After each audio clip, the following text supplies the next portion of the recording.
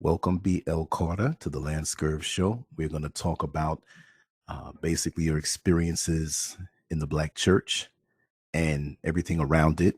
And I love your style of expressing yourself. You're right to the point. You're concise. You're focused, and you're rapid fire. And it's entertaining. Yes, it is entertaining, even though you've had to endure so much. Um, it's not just entertainment for me because I'm feeling you on how you express yourself because I've been through things also too. So it's not just a joke for me, but it's a very serious thing. But the way you put yourself, and put it together and put it out there, I could listen to you all morning, all night. You have that kind of personality. You know, so Oh, okay. welcome and let's flow. Well, thank you, thank you. Thanks for having me. Well, Um, it's the first of many, a second of many. yeah. um, mm. So we're talking about the Black church. Well, Yes. I think the first thing I want to start with is I think many of us were raised in church. I mean, your show, we've talked about that, and Yes. people are coming to different levels of awareness. Some are remaining in the church per se. Some are outside of the church. Some are completely away from religion totally. So where one is in their walk with their faith, whatever that faith may be, has no bearing really on the things that I'm going to talk about Right. because certain things are just basic. They're common sense. No matter what your faith is, Hmm. certain things you do, certain things you don't do, and I think those are the kinds of things that I want to hit home to people. It just so happens that I was raised Christian, and I'm at a point where one of my questions to myself is, am I doing Christianity wrong? Is there a different way to do this? And that's a question that my children and I are on Hmm. a personal journey to Right. decide. Right. It's not that we don't believe in God. I just know that I see some things that are very, very disturbing that how I guess I would say that grieves my soul when I'm sitting in a church and I'm seeing things happening, and it Hmm. literally grieves me. So but everyone has to get there on their own. What we can do, those of us who have experiences, we can share our experiences Right. so that if someone else is going through something, it might be just the information they need to put together what it is they're dealing with and put a name on it and be able to act accordingly. Don't waste as much time as I did, put it that way. So, that having been said, yeah, started in the black church from the time I was a little girl. I think my first baptism, I was maybe third or fourth grade or something like that up in New York. And it's just what we kind of have an image of. All the family pretty much goes to that same church. You're talking a couple generations back, and all the kids grow up there, and you do the Easter programs and the whatever the programs are, and you know how when you got to go to the restroom, you put your hand up, you tiptoe past while the pastor's that kind of church, very small. Yes. Um, You know how that started, right? and I'm sorry, You know how that started when well, they how had, did it start? well, basically, it was where you put your finger up because you were asking permission of the slave master to be able to go to and fro.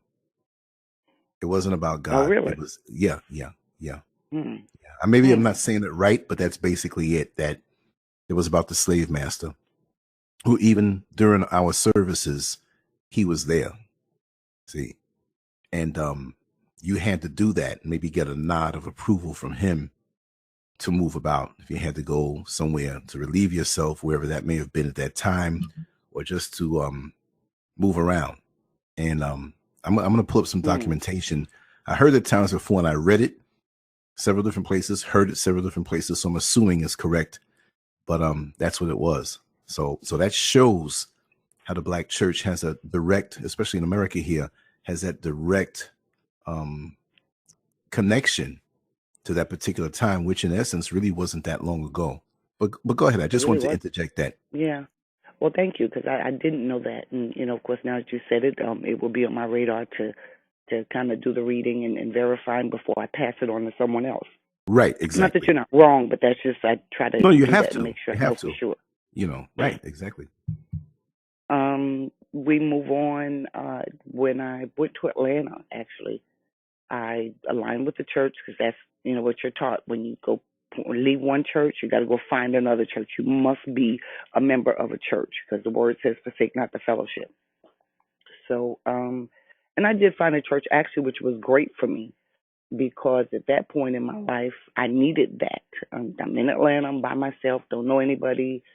Life is life, and I'm young, and I needed a place that kept me grounded and kept me from going wild and all that other good stuff. So church was excellent for me, and actually I joined Antioch, a missionary Baptist church downtown Atlanta, not too far from the Georgia Dome on Northside Drive, and the pastor there was now I didn't make it into leadership there, so I don't know all the innings and outings or whatever. But what I would say is I was well received. I definitely felt like I had home and family and comfort. And when I had issues going on, especially when I was dealing with my mother's stuff and all of that, my sisters were there with me. They were praying with me. They were helping me to dump whatever I could dump and Bible applications and things like that. And at no point, if I can recall, will I ever remember being told, okay, well, you know what, you just got to suck it up and go on. That particular church encouraged people to live in their truth, to tell their truth, to experience it, and then get beyond it, as opposed to just dismiss it or shove it under a rug. So I'm actually very thankful for them. What I noticed thereafter Hmm. is I started seeing more churches tend to turn a blind eye to things. And when we moved to Alabama, we aligned with the church, and again, it was great. My pastor there, like I said before, he spoiled me rotten. Um, whatever questions I had, he was available. His wife was awesome. None of that jealous wife stuff, and she was very comfortable with her relationship. So you can call her husband any reasonable time of day or night and get your questions answered. And you didn't have her listening on the other phone, um, trying to see, what if it's legitimate. You can come, you can Right, go to her house. At least I could. I don't know how right, many others, but I know several of right. us could just go to the house. And that's And the way they it were should be. instrumental. It was beautiful. And it should be that way. Yes, it should be that way It, because it things happen 24 hours. And when you have that hands-on um, kind of relationship, when a pastor can go to the hospital and go to the house, visit people when they're sick, get a call when something happens, and they just show up for the comfort, even if they can't do anything. If somebody, gets smacked up in a motorcycle accident, he shows up just to be there. You know what I mean? I mean, he may that show makes up and see the that makes family a members world of difference. and bring a bucket of chicken for them or something to eat and just chill for 10 minutes and say, listen, if you need me, call me. That man, that that Exactly. that that makes a big difference. Sorry, but I had to interject that No, again. that's Sorry. good because those are things, and I think if people encounter those types of relationships with their pastors, regardless of the denomination, um, that can help them weather the others that are not necessarily as attentive. Let's word it that way at this point, because they've got a foundation, and then it gives them something to compare. You know what church should be, if you will, based on that. And so when you move on, as life may carry you somewhere else and you see something different, you're able to have a baseline of, wait a minute now, I know everyone's different, but some things, some support, something pouring back into the people should be occurring, and it's not. And so, which brings us to my most recent membership that the kids and I left. We moved to Texas, and this church that we aligned ourselves with for most of the time that we've been here was very near the house. And we've been driving out each Sunday, again, doing what? Trying to align with the church. That's one of the first things we've got to do. At this point, my kids are in elementary school still, and they were raised from the time they were 3. If I remember correctly, I had them stand up there with the youth choir. They couldn't even read yet, but I had to play the songs until they memorize the song so they can stand up and sing with the rest of the kids. Um, so I started training them early on to be warriors, if you will, and not so much warriors to regurgitate everything out of the Bible, but more so that they can get a strong foundation in character and Yes. integrity. Because believe it or not, and people talk about the Bible, it's been modified, and King James Mhm. is this and all this other stuff, but there's a lot of strong morality and character and integrity in that book. Oh, So, most definitely. Yes. and that makes a person to me more so than anything else is Hmm. those basic components of your fiber, no, basic components of your character, the fiber of your being. Right. That's going to dictate what you do when you do it. It's going to dictate how you respond in times of trouble, how you respond in times of happiness, uh, just how you handle things that when you've got those strong roots down in there. So I definitely wanted my kids to have that, and so we strove for that. But we're here at this church, and we happened to pass by, and I actually was going somewhere, so we were running a little late. And I said, well, okay, you know what? We were recommended to come here. We hadn't come yet. It's right here, and based on our time, we'll be early, so we're going here this Sunday. And so we went, and our first visit, and the people that I had recommended, they were actually happened to be there. And the pastor, I remember, called me up, and he just started prophesying some things, and he talked about some of the past things I'd endured. And he says to me, you were supposed to have been here years ago. And so, coming from the Baptist side, they don't do all that prophesying and the holy dancing and all of that other stuff. Baptists are a little stiff neck, if you will, when it comes to that. And so that was new for me. But it caught my attention because growing up, I was a dreamer. I think from maybe Hmm. second grade is the one dream I remember. It stands out because I was at home. My uncle was in the hospital. Hmm. And in the dream, I saw myself in his hospital room and I saw him die. And I saw the doctors working on him, et cetera, et cetera. And so I woke up in the night and I ran to my mother. I'm crying. I'm like, Uncle Mark just died. And she said, no, no, no, he's fine. He's fine. Well, now at that age, you're not allowed to go to the hospital. So all you're getting is bits and pieces of what's going on from the adults when they're at home. So she said, go back to bed. He's fine. I went back to bed. Woke up the next day, and my mother does communicate with the rest of the family and find out at that time that I was up dreaming about him dying. He did have an issue, and they did have to rush him into surgery, and they did lose him several times, but they were able to revive him. And so I think that's when my mother and one of my cousins kind of took note and said, oh, well, she has it too. Oh, well, what's it? And no one ever told me. They just kind of dismissed it, but they Wow. they would pay attention to all my dreams thereafter. And over the years, I'd begun to learn, how to decipher some of them myself, and I sought help from other spiritual leaders at various titles along the way to help me decipher some dreams. So I knew there was some gift in there somewhere. Didn't know what it was for, how to use it, other than it came whenever God saw fit to share stuff with me. And like I said, some things I deciphered, and I knew, okay, such and such is coming down the pipelines. Let me prepare myself to be able to take action when it happens. And so I understood that. And one of the key things he would always prepare me was death. Whenever somebody in the family was dying or someone close to someone that I knew was dying, I always had the information and oftentimes a clear video in the dream of how things happen, to where I'm in position. I'm already prayed up. I'm already strengthened. I've got money sitting ready to roll. The car is ready to Hmm. roll. So when the Wow. call comes, my job is to be there and just, provide support. Um, and so, but again, on the Baptist side, when you share those things, it's hushed. It's like, oh no, that's demonic. You're not supposed to see dreams. You're not supposed to.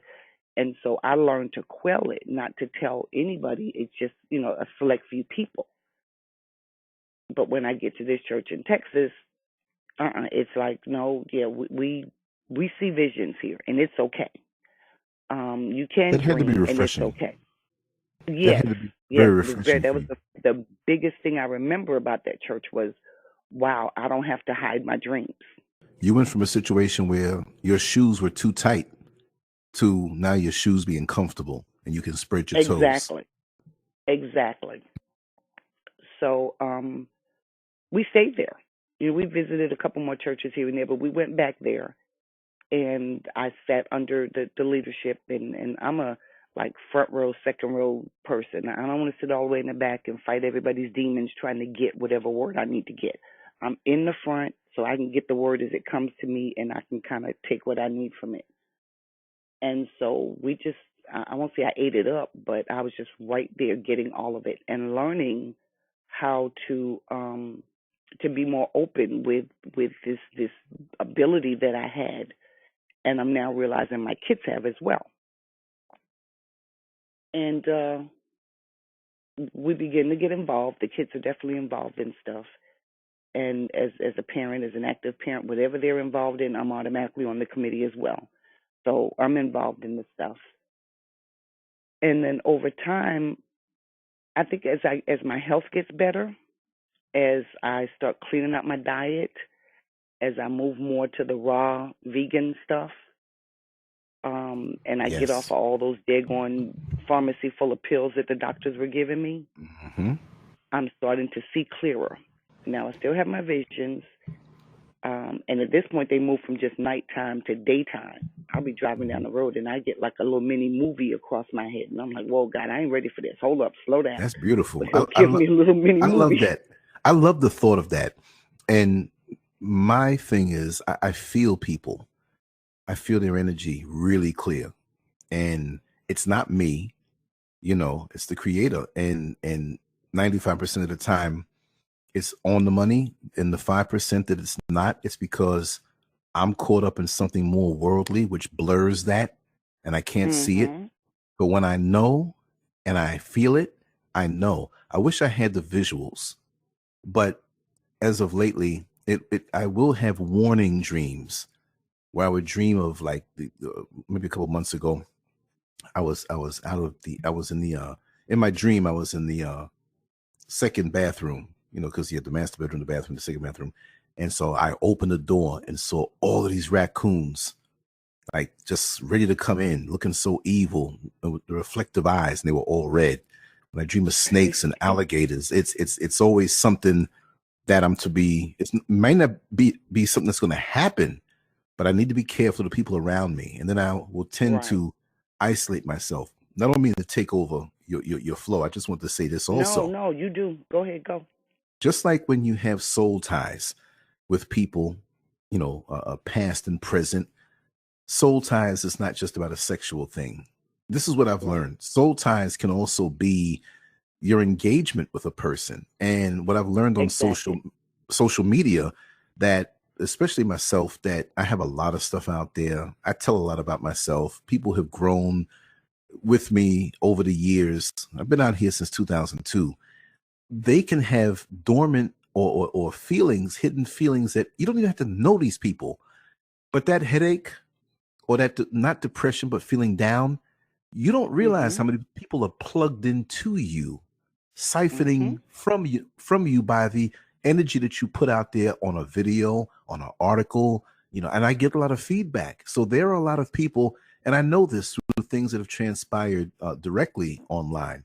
So once you're aware of that, you can kind of shut that down, because now I'll put stuff out and that's it. I'm not going to engage with somebody who makes a hateful comment, or because now you're tangling up with them. It's bad enough that countless thousands, tens of thousands, hundreds of thousands know you and might not like you. And look at him eating that salad. Look at them, in the front yard. Look, who's he think he is to have that house? And I'm not a rich guy. I'm just saying that kind of vibe is out there, and social media has made it where the demons can just run free, you know. Mhm. But I'm going to shut up and Mhm. let you. I'll add a little more in later on. But I just had to say that strong point because we think of combat and spiritual warfare is a face-to-face thing with the thing that's inside that person demonically, but it can be more than that. You can be fighting someone who's on the other side of the world who fixates on you and knows Mhm. all about you. I've gotten anonymous text messages and emails from strange addresses of people who are quoting me in my life when I put out there like it's the Bible. Lance, remember when you said with your father back in the day in the hospital you were born in? I'm like, whoa. Then you realize. So you have to Hmm. protect yourself at all times. That's a But go lot, ahead, Don. sister. Hold up, wait a minute now. Okay. Yeah, you definitely want to be careful. Yeah. Yeah, yeah, Um, but what I learned to do was I would rebuke, and I know you're removed from the Christian faith, so to speak. So whatever your variation of rebuking is, I would be sure to, especially when I have those dreams or visions that indicate that there's an enemy near. Because yeah. snakes and rats and stuff like that very clearly indicate there's an enemy near. Mm-hmm. And so you put it out there that you're rebuking it, you're Christianity, you bind it. Whatever word that very clearly says, I reject you, I reject everything about you, I reject everything you're trying to do to me. Whatever wording you have to use to Mm-hmm. do that, you put that back out there Mm-hmm. so that it just gives you an extra layer of protection. And I want to add in also Because that, you're right, it's there. Uh-huh. yeah, I just want to add in also that, like, being raised in the Christian experience, but it wasn't, that's what I was, but wasn't exclusively that. I didn't have parents that were wishy-washy. They were very straight and forthcoming with everything, but I had an expanded exposure and it was all about really spirituality. And that's what it is for me now. It's, I may still use a terminology in a Christian sense, but I'm not rejecting Christianity. But as it has turned out to be, it's like, I just don't have time to figure all this stuff out. Let me go right to the root. Um, so for me, okay, to me, when many people who are involved in Christianity, that is the man-made, rigid hierarchy that you must do it this way. To me, that's almost like saying, well, when you go to the drugstore and you need some petroleum jelly, it's like, well, Christianity is this way. Okay, let me get some Vaseline. That's the brand name. Petroleum jelly is a Mhm. spirituality. You see what I Mhm. mean? So we get caught Mhm. up in the brand name more so than going to the core. And yes, Mhm. morality, lessons, different things, but I think that book, the Bible, needs to be decoded more and put more into a practical sense because many of us get into the cartoon, fairy tale, fable type thing instead of going and looking at the core and relating that to our spirituality and being instinctive with it so that we can navigate. To go deeper, it's like the animals in the so-called wild. There is no wild. They're acting according to how they were created. We are the ones who are wild because we are far off the mark. We're the ones killing and the greed and the envy and the hate. When you look at animals in the wild, you very seldom see them You're dead. right. They have a sense Mhm. that was put into them, and let's compare it to spirituality, that direct GPS system from their creator, which is our creator, and they depend on that. See, so when you come off of that is when you put yourself at risk with the food chain and where you fall with the food chain. But I never saw a stray cat in the country that was hungry. I never saw Mm. a deer out in the wild who looked like it was starving. I never Most bears I Wow. see, they look well fed. So everything is Okay. provided and they're connected into what they need to survive. And this is why most of us now who are in the so-called civilized inner city urban areas of bigger cities, we've become disconnected because we've been distracted by the trinkets and we think these things that are man-made is what's going to bring us through. But we need to detach from that and partially, depending on the situation and the house of worship, I think a lot of us have to detach from that traditional thing called Christianity because, put it this way, nobody ever learned how to ride a bike by reading a book. Exactly. It's instinctively, and Exactly. it's You how got to you get out feel. there and do it. Exactly. So go ahead. I'm sorry. Wow. but yeah, so we're at this church, and we're starting to get more involved, and at the same time, my spirituality, my giftings are allowed to bloom, if you will. Well, let me correct that. I'm becoming more developed with them, or God is developing them more in me. And I word it that way because at this particular church, you're allowed to bloom if the leader permits you to bloom. If the leader doesn't permit you to bloom, you don't have any gifts.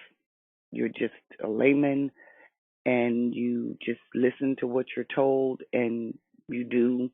They're the ones that communicate with God, and you can see God yourself, or you can communicate with God yourself, but it's what they hear which is valid. What you hear is not necessarily valid.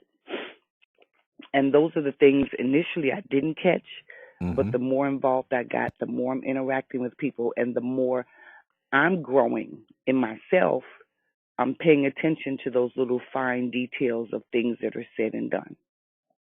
And it's just like a little piece, a puzzle piece. It gets thrown in here and gets thrown in there, and then I realize, okay, I've got a puzzle I've got to put together. And so these pieces start to come.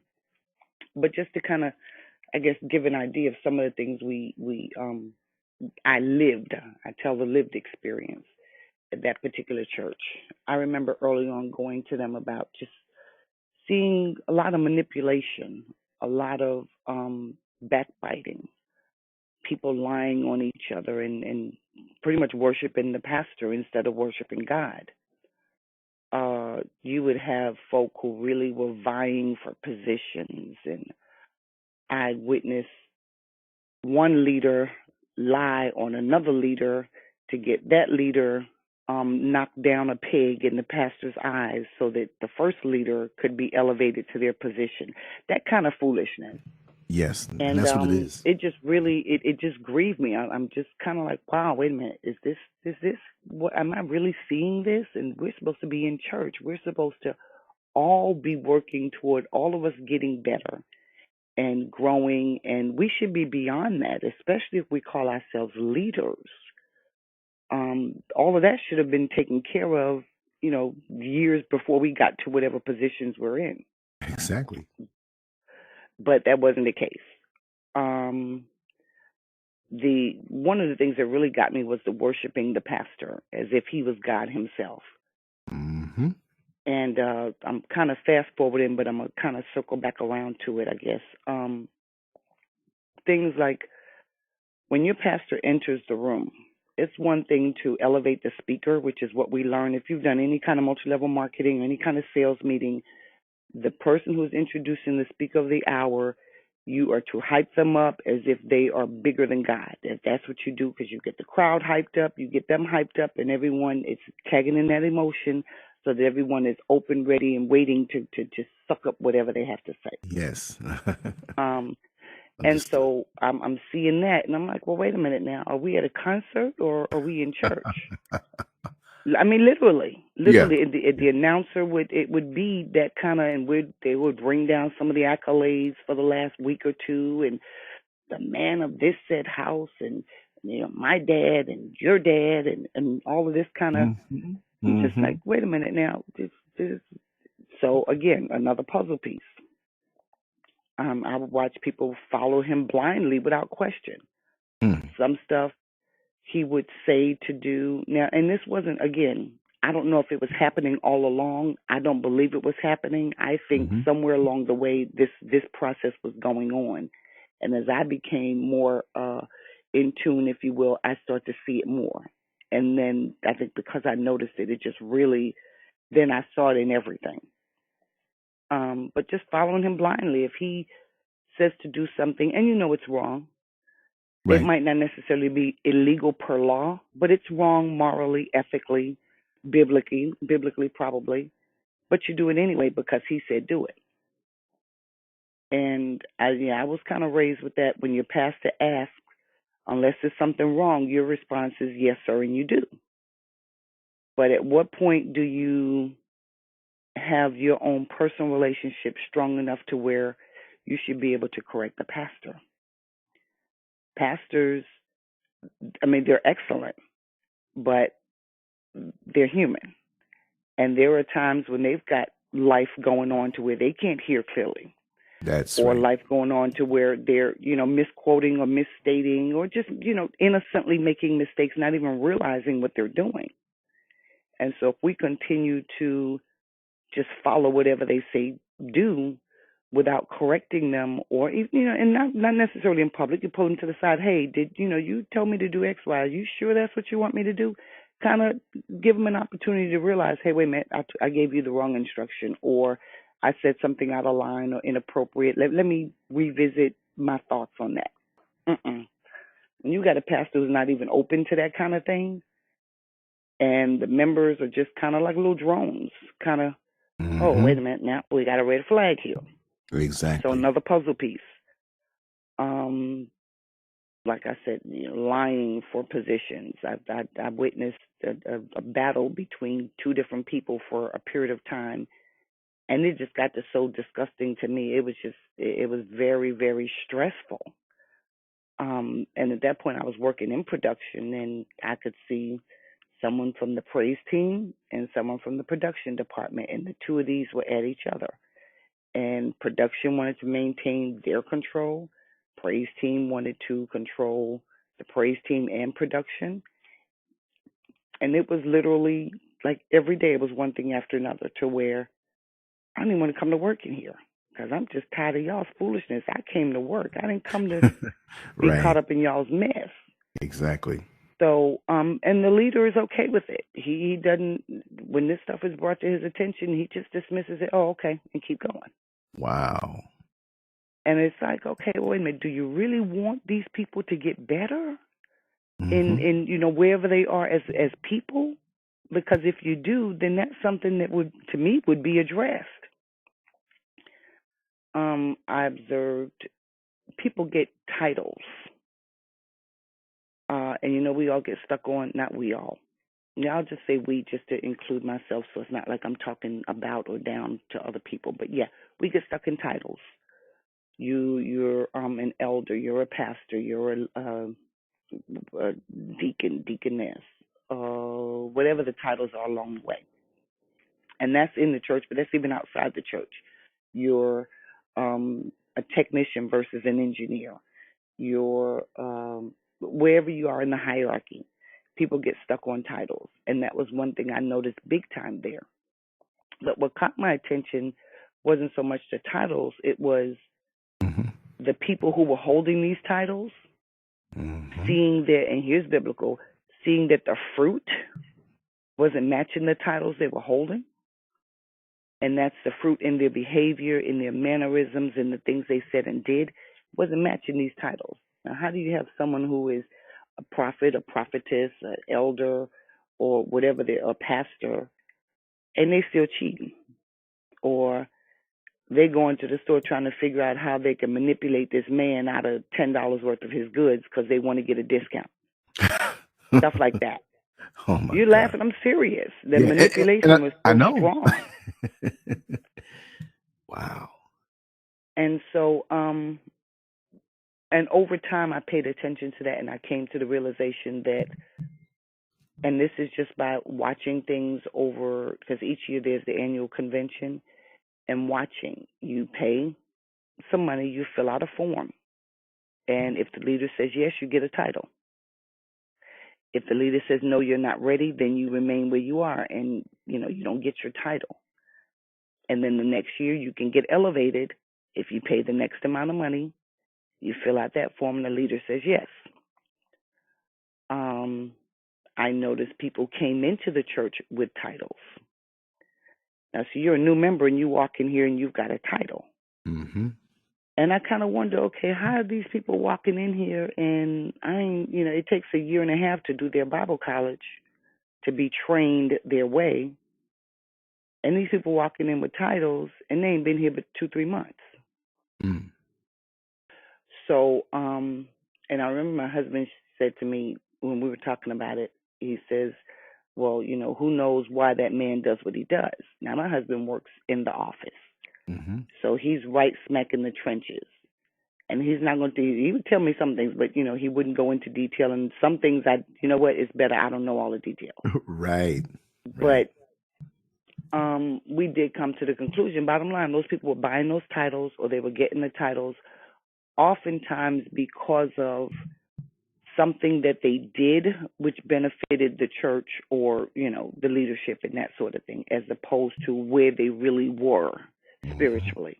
They got jump started. Um, and then I do believe that at some point along the way, the leader may have thought some people were eligible or worthy of certain titles and found out later that they're not.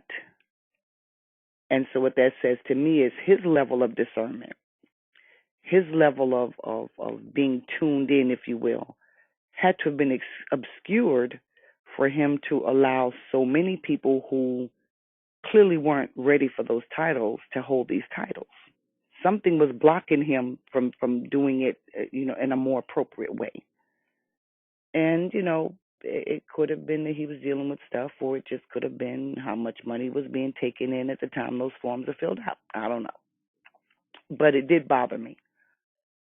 And eventually I did have to kind of let him know that I work for God. I don't work for you. I'm not trying to be rude or disrespectful, but the things that I'm seeing here are really bothering me. And I had to go to God on this. I mean, I had to pray on this for several weeks, and my husband would laugh at me because each time I'd come up with a new answer, he just thought it was the funniest thing. How not funny, but it amused or amazed him Hmm. how much time I spent trying to be able to make a right choice. So I didn't want to walk away from something or call someone out on something when it was really, in fact, me who had the issue and I was seeing it wrong. But he had to But really by the same appreciate that. token, hmm He had to really appreciate that about you, that, you being his wife and you take such time to arrive to a proper realization. I won't even say decision because there's nothing that you choose. It's something that you realize and you hmm understand what is, you know. He had to appreciate that because it shows what kind of person you are. No nonsense, and you're gonna get to the right place in anything, and that's a good thing, and that's still with you. And it may be amusing to him because from his point of view, he had to probably see people basically, toss a coin, heads or tails. This is what it is. We'll roll with this collectively. And that's what hmm most people do. They act as though, they posture as though they're really toiling for an answer from the God above, but they go through these motions and try to look holy, but they've already made up their mind, depending on what's hmm in it for them and who can they get something from even more, whether it's money, status, attention.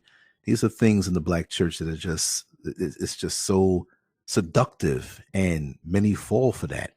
And so for you to detach yourself and really want to know, to be able to call it out as it is and to stand firm in that, that has got to be something that it was a good type of amusement, not like you're some little kid doing something stupid, but like, wow, I'm amused because it was You're refreshing. right. And, and, You're and right. that type of As I thing, when think you back, see yeah. it, yeah, when you see it in someone else, it raises your vibration. It makes you now, it sharpens you to not fall by the wayside, because it is tempting to fall for those worldly things. And if you hang around enough people, you've got to really clench your fist harder and really go with your resolve harder, because it will pull you hmm in. So now to be around somebody like you, it's like it raises the vibration, it averages you up. Because on a worldly level, I always say, as a man, if you go to bed with a stupid woman, you wake up a little more dumb. Wow. Wow. And you can switch that Mm. around. If you're a woman and you go to bed, you sleep with a stupid man, you wake up a little more dumb. It's not about the brain, it's about the spirituality, Ooh, it's I can about go the so many whole. places with that. That's my own personal saying, of which I have several, but hey, feel free to use it.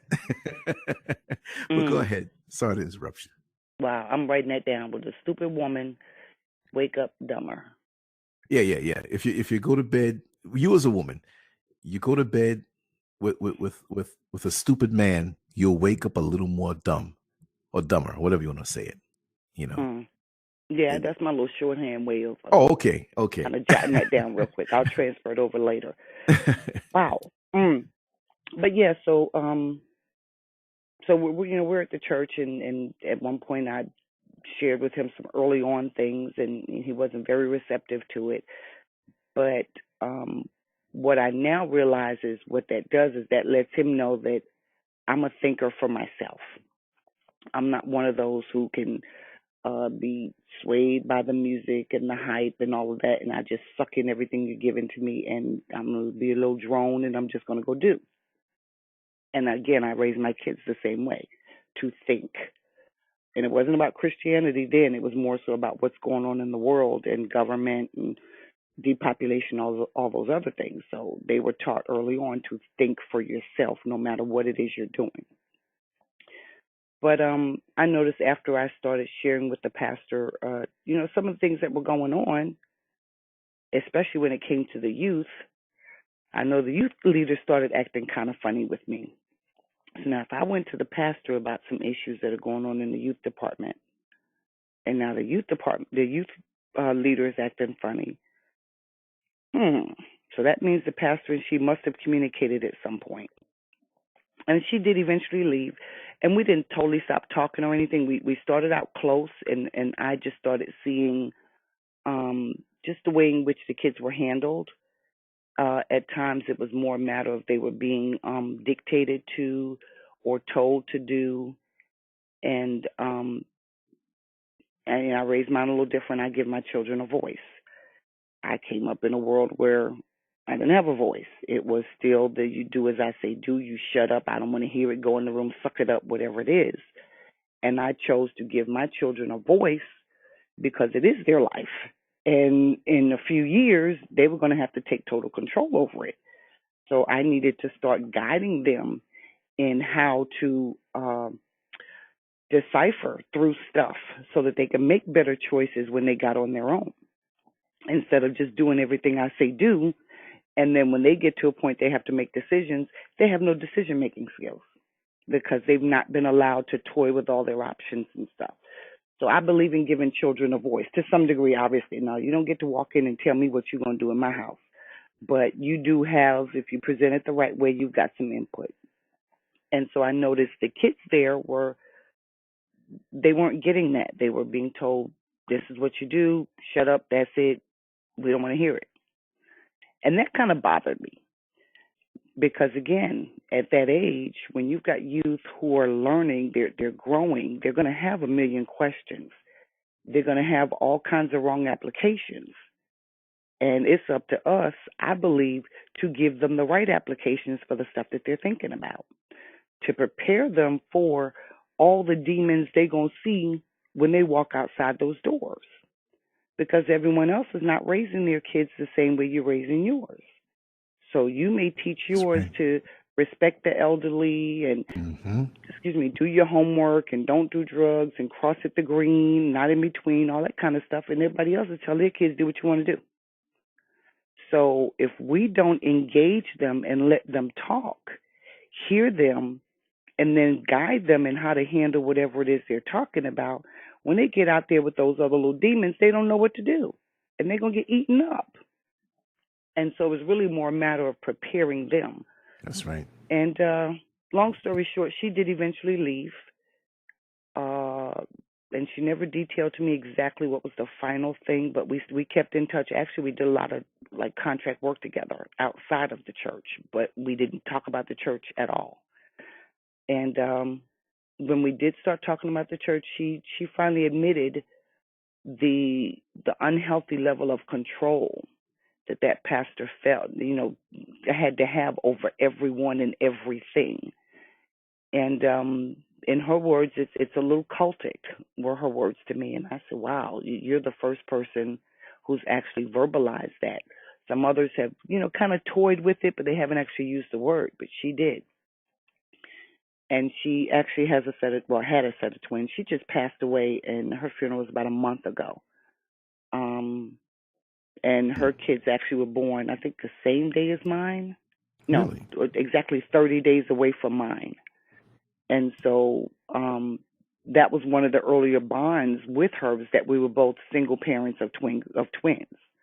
Wow. Um, and so our kids played together, and hers slept over my house. Mine never slept, mine didn't sleep Right. over hers, just because that's Right. the way I am. But her kids were welcome to sleep over my house, Mm-hmm. and we did things together. We allowed the kids to do things together. But her kids were very well educated, if you will. She made sure they got their work done, and she taught her kids to be thinkers. But they were also part of, they'd been indoctrinated, if you will. And so, and I could see the struggle, and she had begun to see the struggle in them of being independent thinkers, yet also continuing to conform to the prescribed order of things as dictated by that church.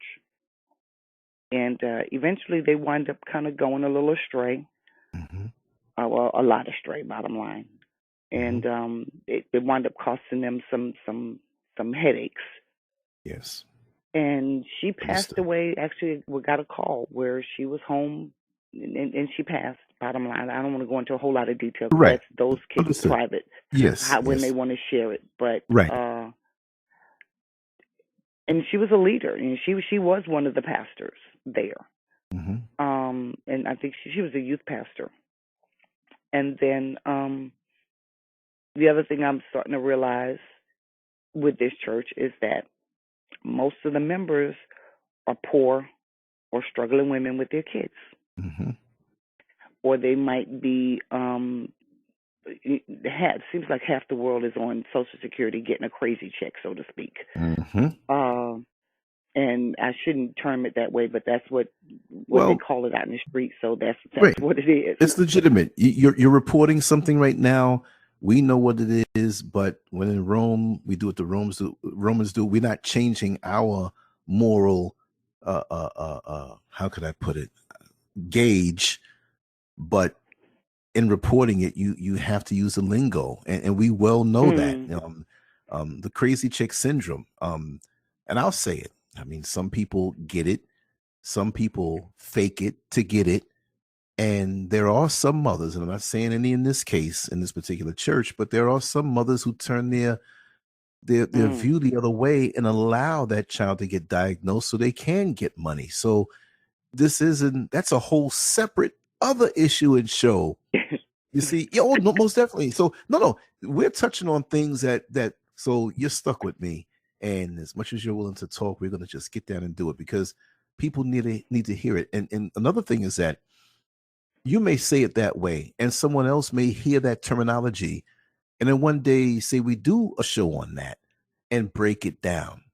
Then they'll get a better understanding of where they're standing because so many people Mhm. don't know where they're standing on the scale or the wider scope of life and what they're doing as far as practices, right?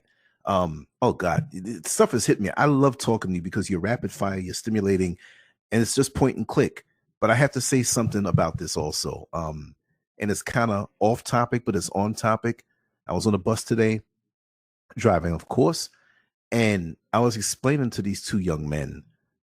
I heard one of them use the B word on the phone. And so I broke it. I Mm. just had to kind of preach to him. I said, it's funny how, and I'm not just throwing off on the women, but let's just use these common examples.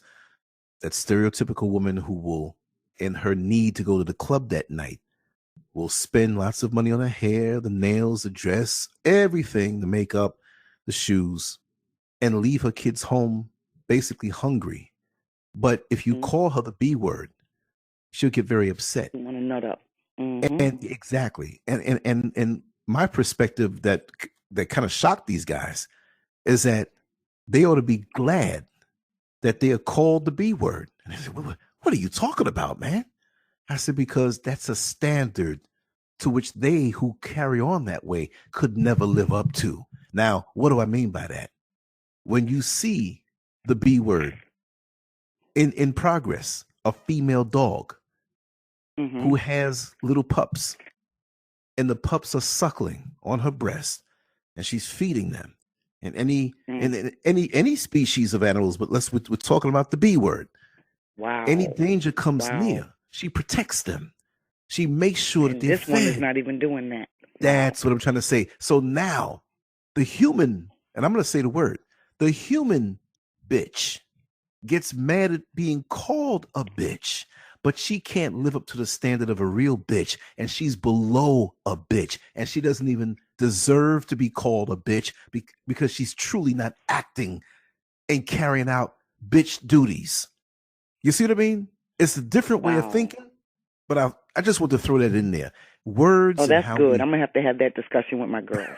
That yeah, that's yeah. that's good. I Redefine like that. that. That's good. Right, right. These women who get angry at being called that, but they're not living up to that. Don't you call me that. Those are fighting words. No, if I call you that, and I would never do that because I understand what it means by their perceptions.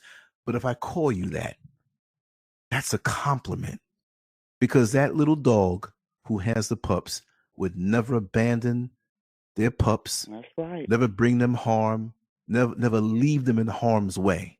They'll lose their life protecting their offspring. But look at how so many of us, I'm not throwing off on black women now, I have to say that officially. It's some of us. It's some of us. And you know what? It's too many of us. So we need to know where these things fall. And it hit me one day, and I wrote an article about that. But anyway, go ahead. That was a commercial break for you to get a sip of water. Oh, okay. Thank you. I appreciate that. Um, so so I'm realizing that there's just so many single, poor, or struggling women and their kids. It's a few older couples who have, been there long enough and they're really not going anywhere. They just kind of resolve to, it's too much trouble to find another church. We'll just keep our mouths shut and just watch things happen. A few younger married couples, which over time I begin to realize don't stay. Uh, and then I'm noticing the ones that are married there, one marriage after another starts getting into trouble. I don't put much into it because it's not my business. Like, okay, for whatever reason, their marriage they have issues. But I do take note, and actually, this is something my husband and I, when we first got together, took note. Seems like every marriage in there, if you stay long enough, winds up falling apart.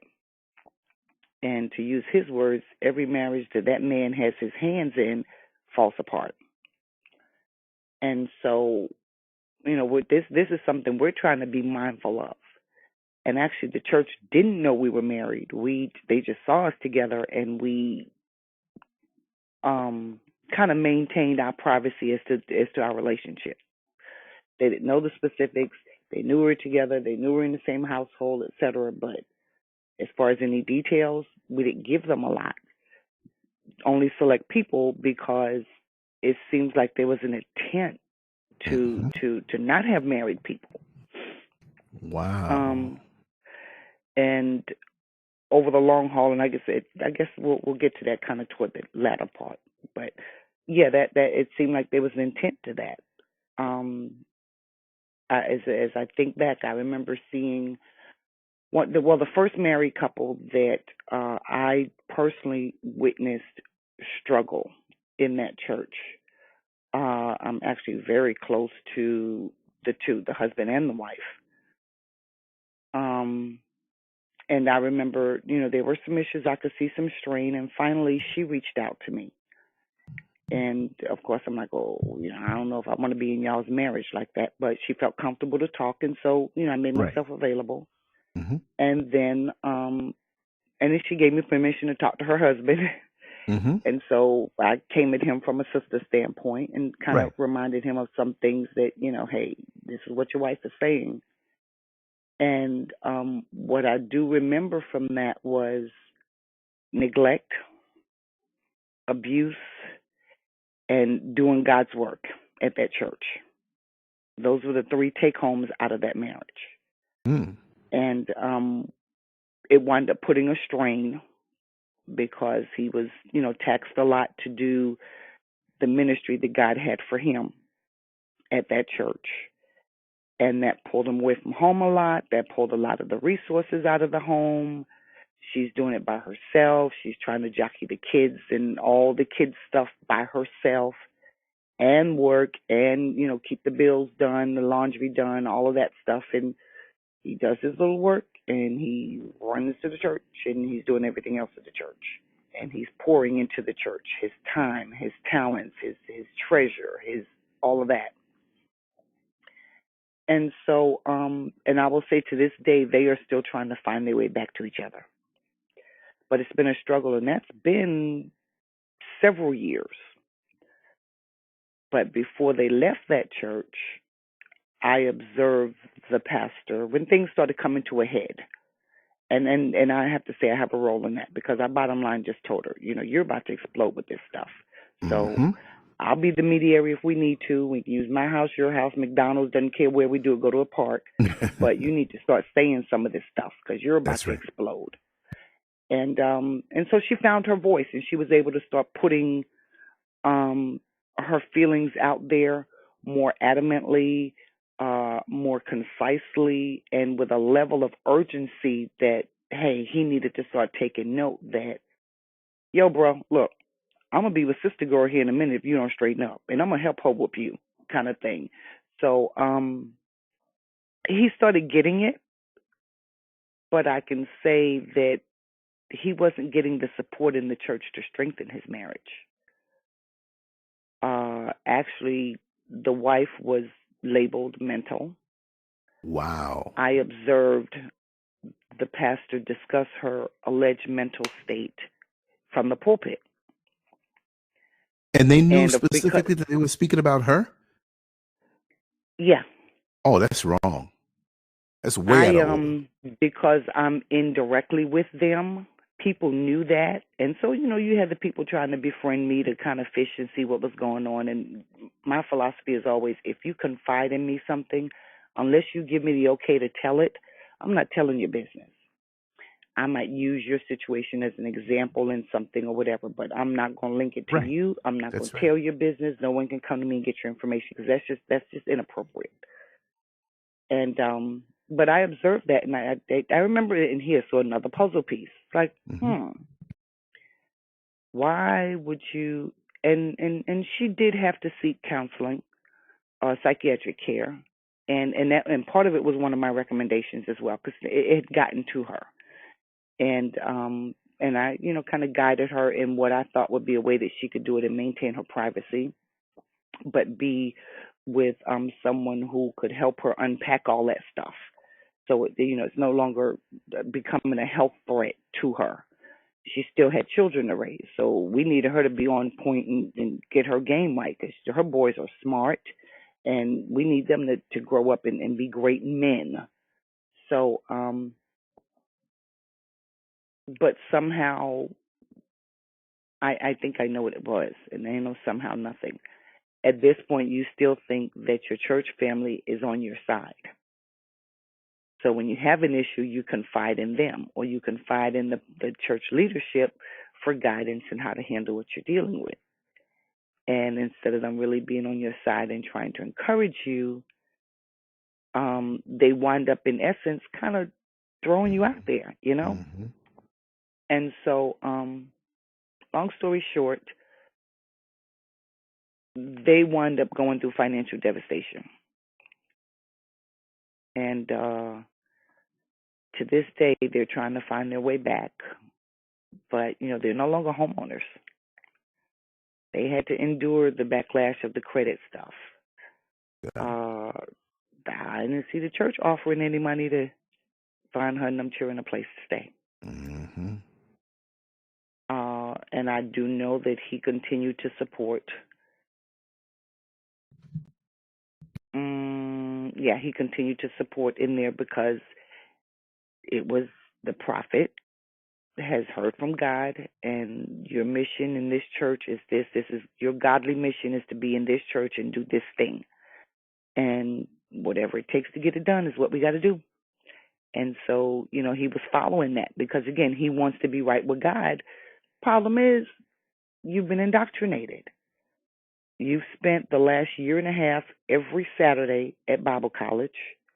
And so And this Bible college is not a standard national curriculum. This is their homemade curriculum.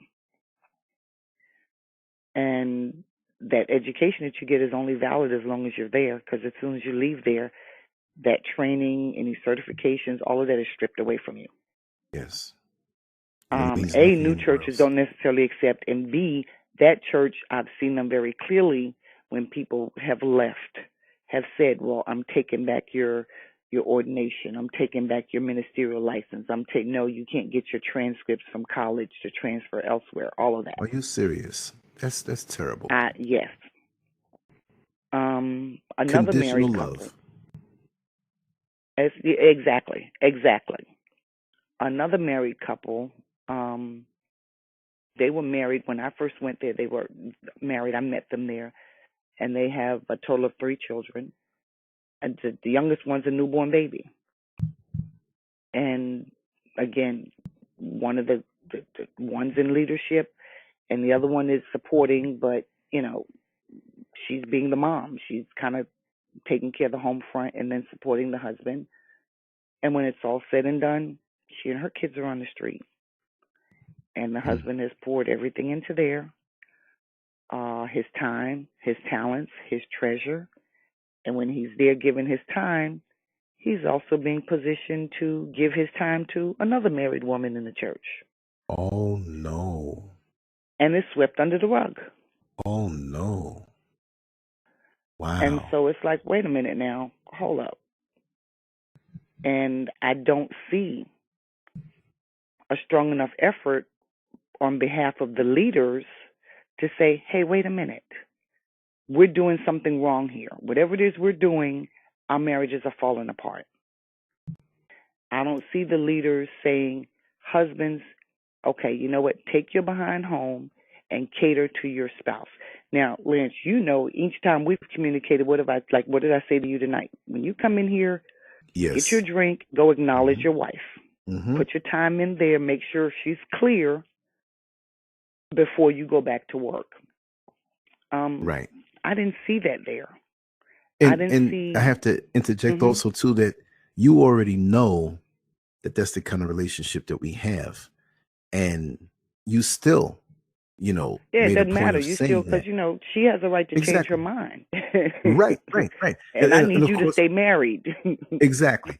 No. But when I get in, she's already sleeping. I woke her up to kiss her on the cheek, acknowledge and everything like that. She's like, I'm sleeping, whatever. And we laugh. But I came in like I always do. And that's what we do. As a matter of fact, I'm not in the studio, way on the other side of the house. Right. It's a 4-bedroom house, and the 3 that are clumped together, those bedrooms there, and the one's way on the other side of the house. So I'm saying this for a reason. My studio is between 2 of the other bedrooms, which are empty. We're the only ones here. And in the master bedroom, she can't hear me when I'm in there. And that's the way she likes it, because I can get very animated on some of the more animated shows. Right now, I'm sitting by the kitchen table, which is not too far from the master bedroom, and she can hear everything that I'm saying. And when I have the conversations that might have more adult content, she can hear. It's never where, oh, who are you talking to? Or here. She hears the shows after I do them, if she's not awake or even here. So after so many years of doing this, the trust has been built. But still, I do acknowledge, and there are some times when I will set out to do something, and she says, you know what? You're tired. You don't realize it. You need to rest it. But she knows how important it is to me, but she will tell me when I'm pushing it too much. And that's a good thing. But still, I appreciate the way you approach things, because a lot of people wouldn't do that. Well, hey, look, bro, if I'm going to have a long-term relationship with you and come eat at her house, I need to have her favor. So. Well, you know the food that you're going to be getting, so you're doing it right. I'm sowing my seeds to get me a good plate the next time I tell you. We do Florida every year. Oh, but yeah, we do Florida, Atlanta, wow. Alabama. We would use 7 to 10 days. We're on the East Coast. Okay. So, and I just said next year I'm going to make sure when I do Florida, I'll come on further down. I usually stop in Katy-town, in Arcadia. Okay, I don't know that's exactly. on the West Coast, off Bradenton. Okay, that's below Tampa. Yeah, that's below Tampa. Right. It's just below Tampa. Well, that's not far. It's about 50 miles east of Bradenton. Right, right. Oh yeah, yeah. Okay. Oh, that's even closer. Okay, cool. That's like right there near, not too far from I-4 if you come up a little bit on Right. 75. Uh-huh. Yeah, yeah. Mhm. So And I had no. an uncle in Kissimmee, a favorite uncle actually. Wow. And we funeralized him 2 years ago, so I don't hadn't planned on making that trip too much. But Right. prior to that, And we once you were get to every year we Kissimmee, drive down, I'd stop and see him as well. well then from that point of you just keep on coming up. It's easy to get here. We will have a feast We're waiting gonna for sure you and your call you. family. Look, I'm coming down I Drive right now. How do I get to you? Trust me, that's not a problem at all. Because you see, we live that way. The food we make, the salad I just ate, everything. That's just the way of life. And it's good, clean food, but it's going to taste good now. Don't think it's not going to taste good. It's good, strict vegan food. Um, my brother-in-law, brother Keston, he is a very strict person with his eating. And when his wife might say, Lance, do you want some of this? I said, does Keston eat it? Yeah, he eats. Okay, I'm eating it too. You see what I mean? Like they had to think, what Ooh, would that's a good way of putting it. right? What would Jesus do? Well, it's WWKE. What would Keston eat? Mm. It has helped me to see somebody that disciplined because I'm disciplined also. But like again, when you get around someone who's striving to Iron go sharpens higher, iron. exactly. But the food is good. There's no compromise. There's no celery sticks and carrots. We do have that stuff, but what I'm saying is that it's not that dry, stereotypical vegan stuff. Like, okay, it's healthy for you, but it tastes like crap. You No, you know. make a meal out of it. That's how do you. Mhm. My kids grew up. My mother was the first one to give them meat. I had not given them any meat. And I remember someone asking. Actually, she came over and I said, "Well, okay, I'm cooking. You want to eat?" And she's like, "Well, I don't know, Nene. You do all these vegetables. I don't know." And she had a plate. And she's like, "Wow, wait a minute, Nene. You make vegetables taste good. I see why." And well, I'll call the girls. I see why Jalen and Kaylin like to eat vegetables because you make them taste good. They don't taste like my mom does it.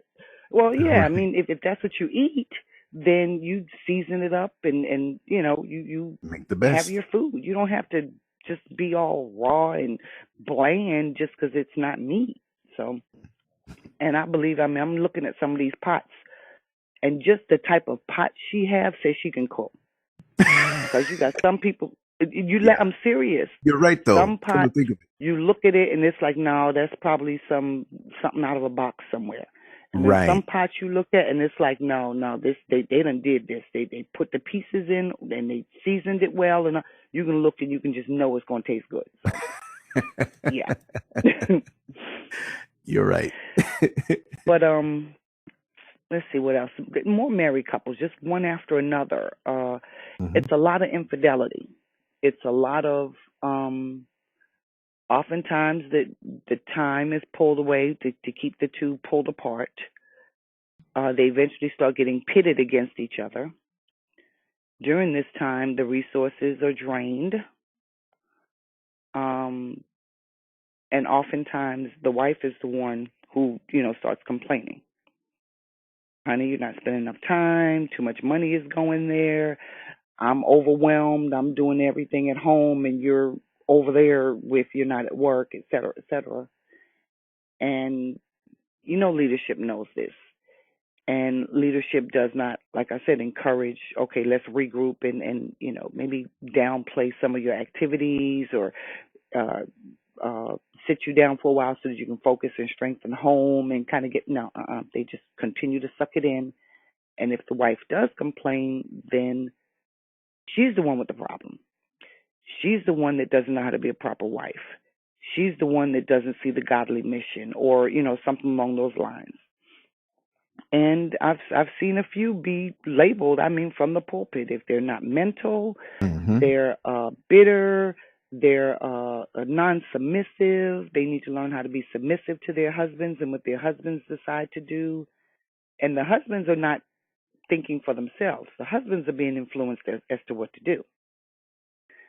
Oftentimes, and I'll just say this when it comes to the brainwashing and manipulating, if you're not the one being brainwashed and manipulated, you can see it on your spouse. Yes. The spouse can't see it because it's happening to them. Their Mhm. thinking is being altered, but the outside spouse can look and see a change in their husband or their wife, Yes. and they can, and so they're not falling for the same rhetoric, if you will. Hmm. And so therein, now you've got conflict, and it's being fed. Instead of leadership saying, hey, wait a minute, we're doing something wrong to cause the problem, it continues and it goes from one marriage to another to another. Which makes me wonder, you got to know what you're doing. And that's what it started making my husband and I, wait a minute, you got to know what you're doing. Too many marriages are falling apart here. And I started paying attention to what happens when they fall apart. When they fall apart, as I said, the husband is oftentimes put in some leadership role or some capacity that requires him to be there quite a bit. And then he's called upon during the other times that he's supposed to be with family. A lot of the actual resources out of the home are being pulled. And it's put on her to maintain the home while, and I'm sure that's not what she was saying when she was saying I do. It was supposed to be a partnership. Long That's story right. short, when it comes to that, and you kind of take it how you want to take this one. Bottom line, the marriages are drained, the homes are fleeced, the kids go without, or they have less than what the parents had initially planned for because now you have one parent who is not thinking on their own and straight. They're thinking through a pastor who says this is what God is saying. Hmm. And I've just I'm looking at the faces. I can see the faces of children in front of me right now. I'm thinking of one particular family who, I mean, these people, they had nowhere to sleep, nowhere to sleep. And you drain their marriage, you drain their resources. They're out at the church fighting each other. They're at home fighting. They're divorcing. He's cheating. And that's swept under the rug as well with somebody else in the church because he's being pulled away from the church and put in front of this other person so much. And pastor turns a blind eye to it. And I really wonder how that happens in the church. I mean, yes, human beings, I understand that. But I would love to slow down those transactions and dissect them and really see what the factors are, how that transpires. Like, okay, and in the church and the mental approach and that first wayward, look, and then you both know, but this is the church, and then you're playing pretend, and it's still other people know, somebody else knows, and it's two married people, but it's that's got to be the Well, blueprint for what happens in so many other churches, because that's like really common. did you hear? I know you've heard this. If you get the head, the body will follow. Yep, yep, yep, exactly. Okay. That Stuff explains it. trickles from the top down. Hmm.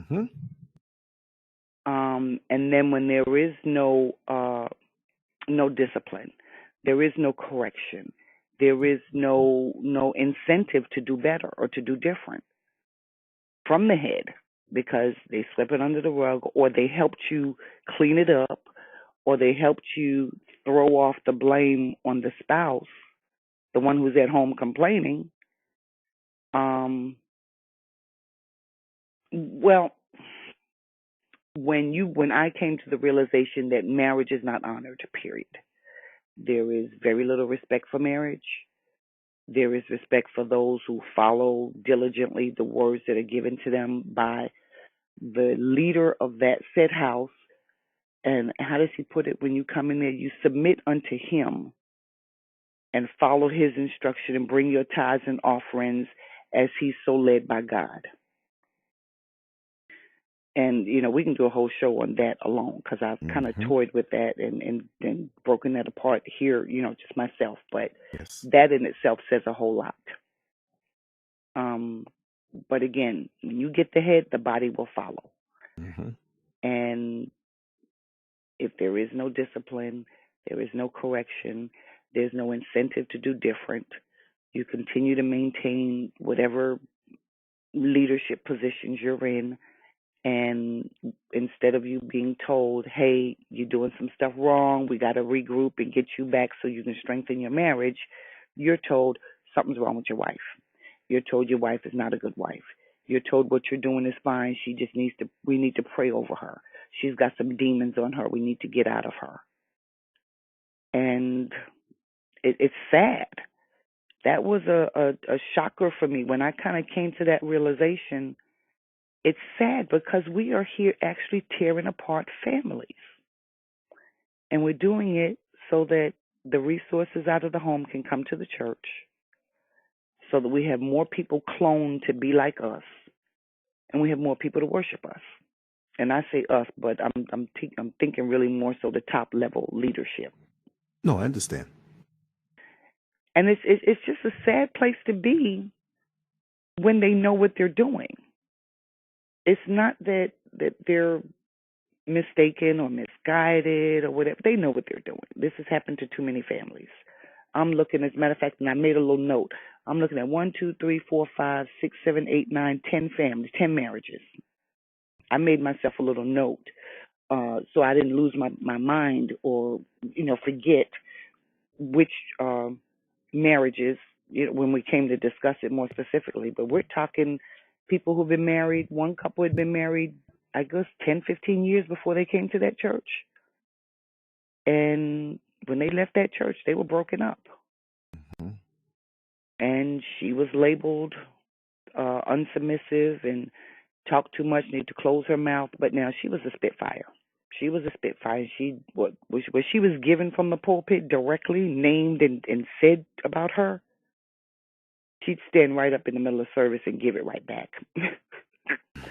So she was definitely a spitfire. But when it's all said and done, they've got a child in high school, a teenager, who's trying to find her way and develop her sense of self. And now she's dealing with all of this stuff with her parents. And without going into too much detail, I could see the changes that were made in their home, in their lives, Mm-hmm. and in their finances. Mm-hmm. The wife left. The husband does eventually leave. And that seems to be the trend. The husband does eventually figure out what's going on. But in the meantime, his family is busted up. Yeah. His kids have gone through what? Now, how do you justify to your kid, I had my nose so far up somebody's behind to where you wind up being on the street with no place to sleep at night? Wow. That's got to be an awful conversation to have with your child when you come to your point of reckoning. And that's troublesome. There's another leader who left, and I remember that leader sharing with me a couple of years back, maybe about 2 years ago now, 3 years ago. Some level of hurt was caused that marriage. This leader couldn't even put it in words. It's one of those feeling things. That's one of those times where I just had to rely on what I felt.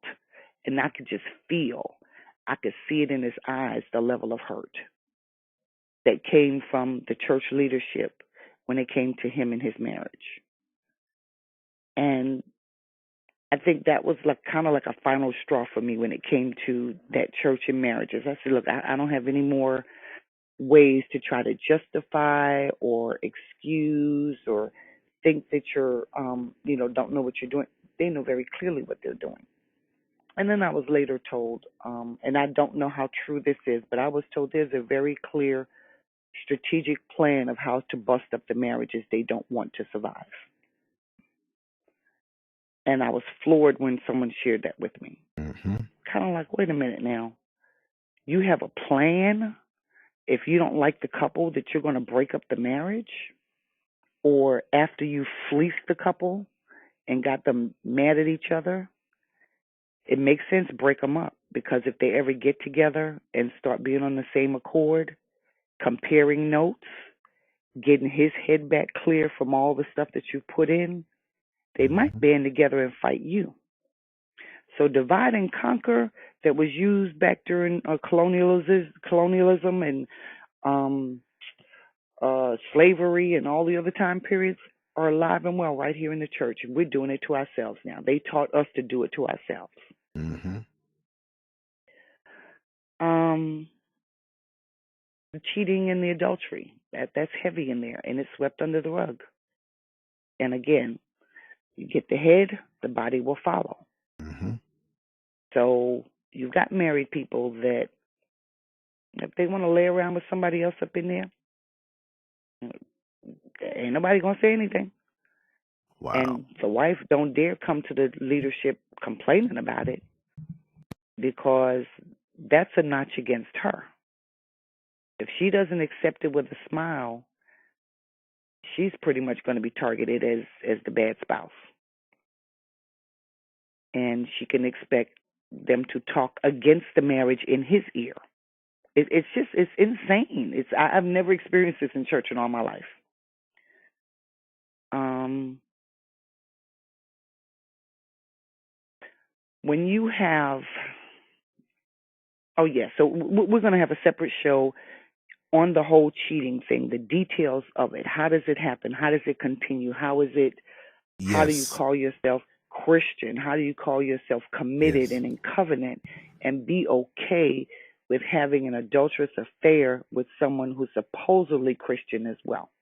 So many people would draw strength from that and understand and wake up from it when they hear it. They're going to creep up in the middle of the night when they see that title and listen to it. And it's like putting a mirror in somebody's face or shining a light on the situation that they're in denial of and break that down. Mm-hmm. Oh, yes, well, that has to be the next one.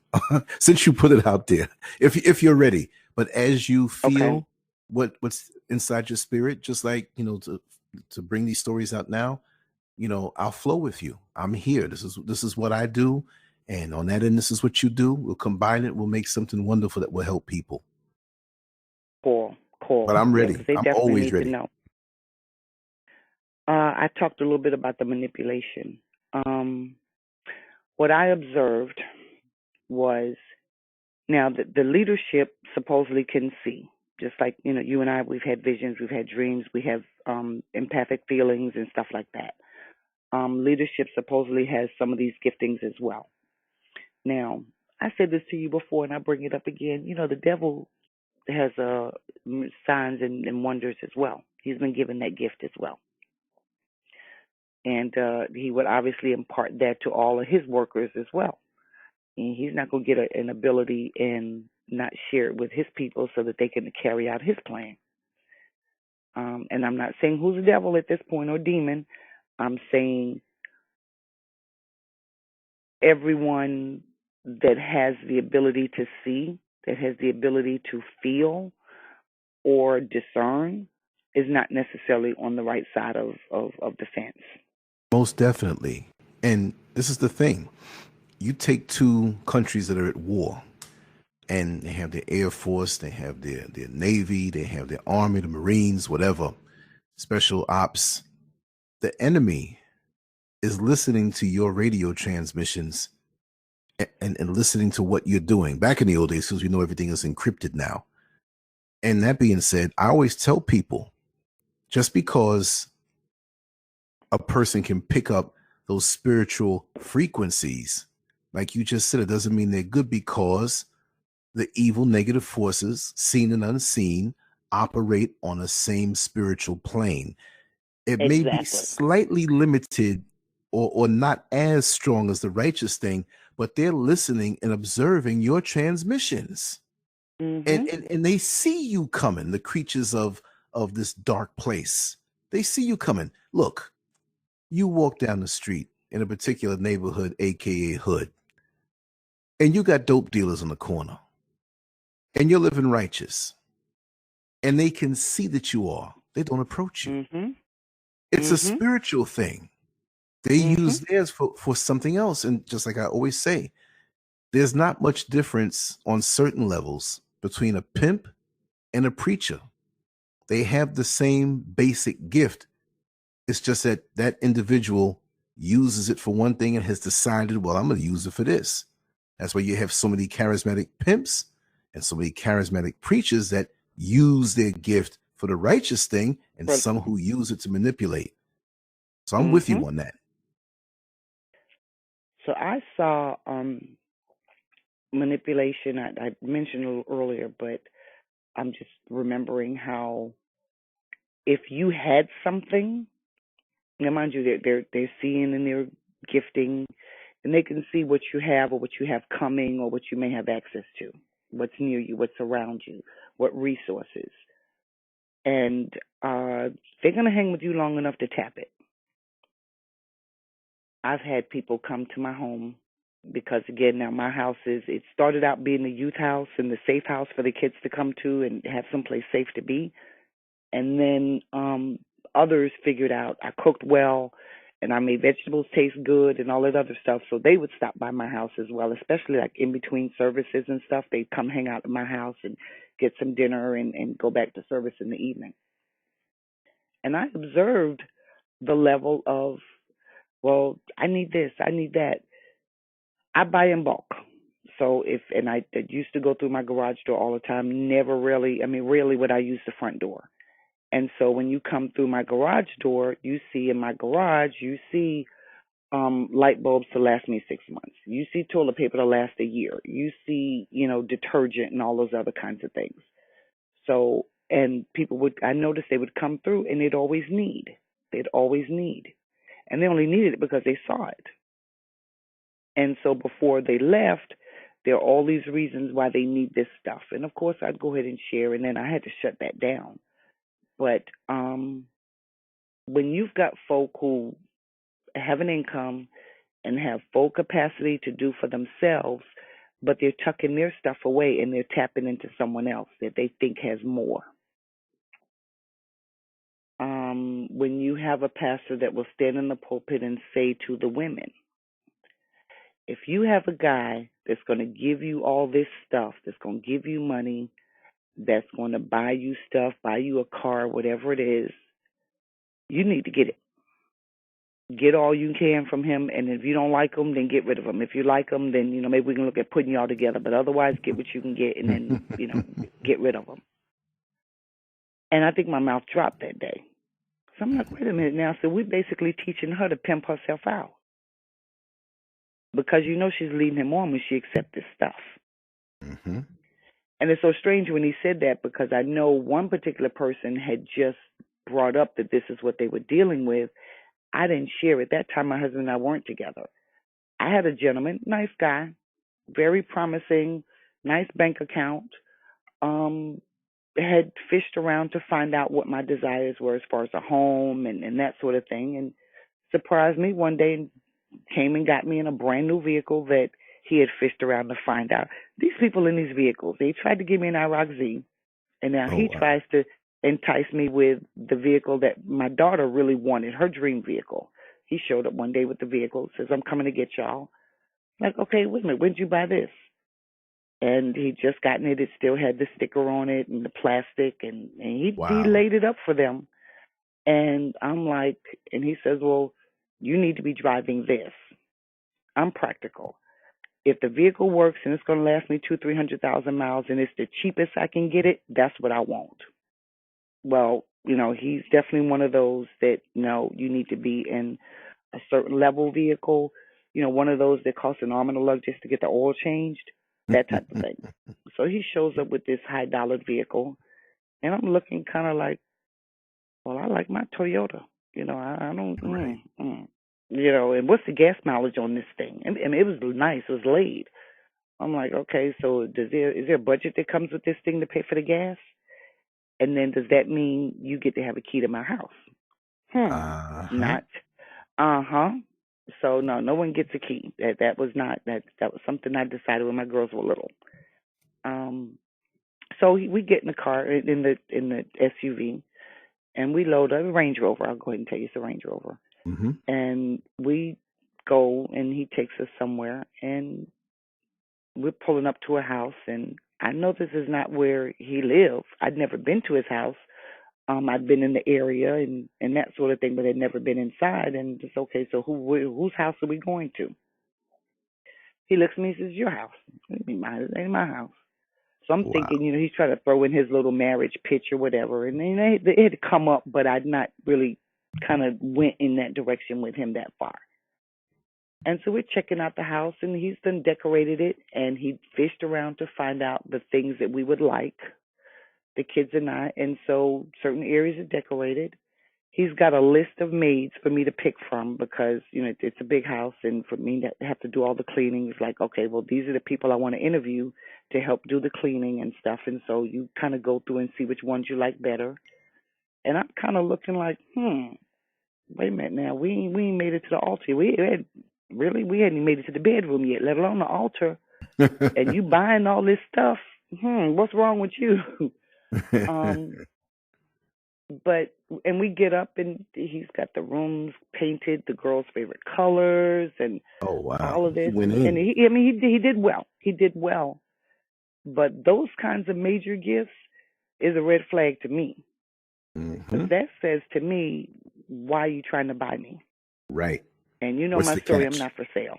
That's right. I'm not for sale. That's the quickest way to turn me off is to try to load me down with stuff.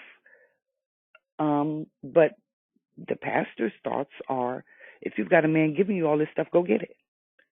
And if you like him, then we can get y'all together, and you'll eventually learn to love him, type of thing.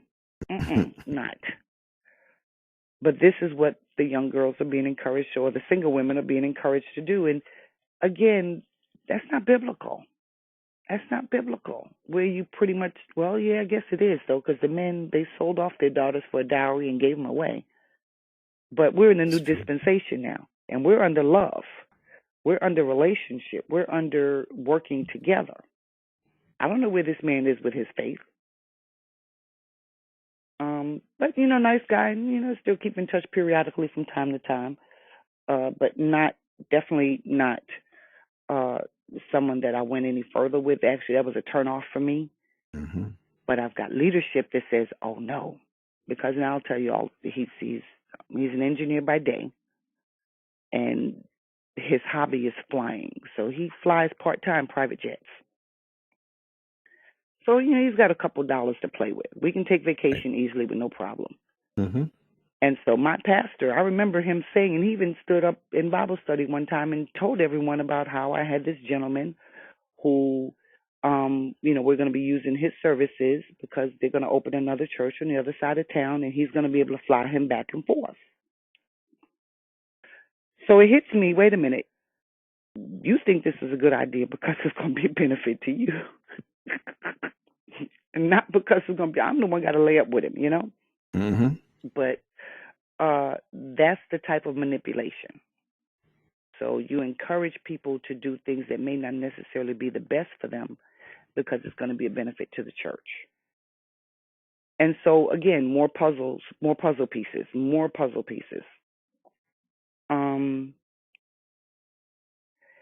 and I begin to take note on basically how many people are being chastised from the pulpit. The word says if you got an issue with someone or someone's done something wrong, you rebuke them privately. Then if you need to, you take a witness.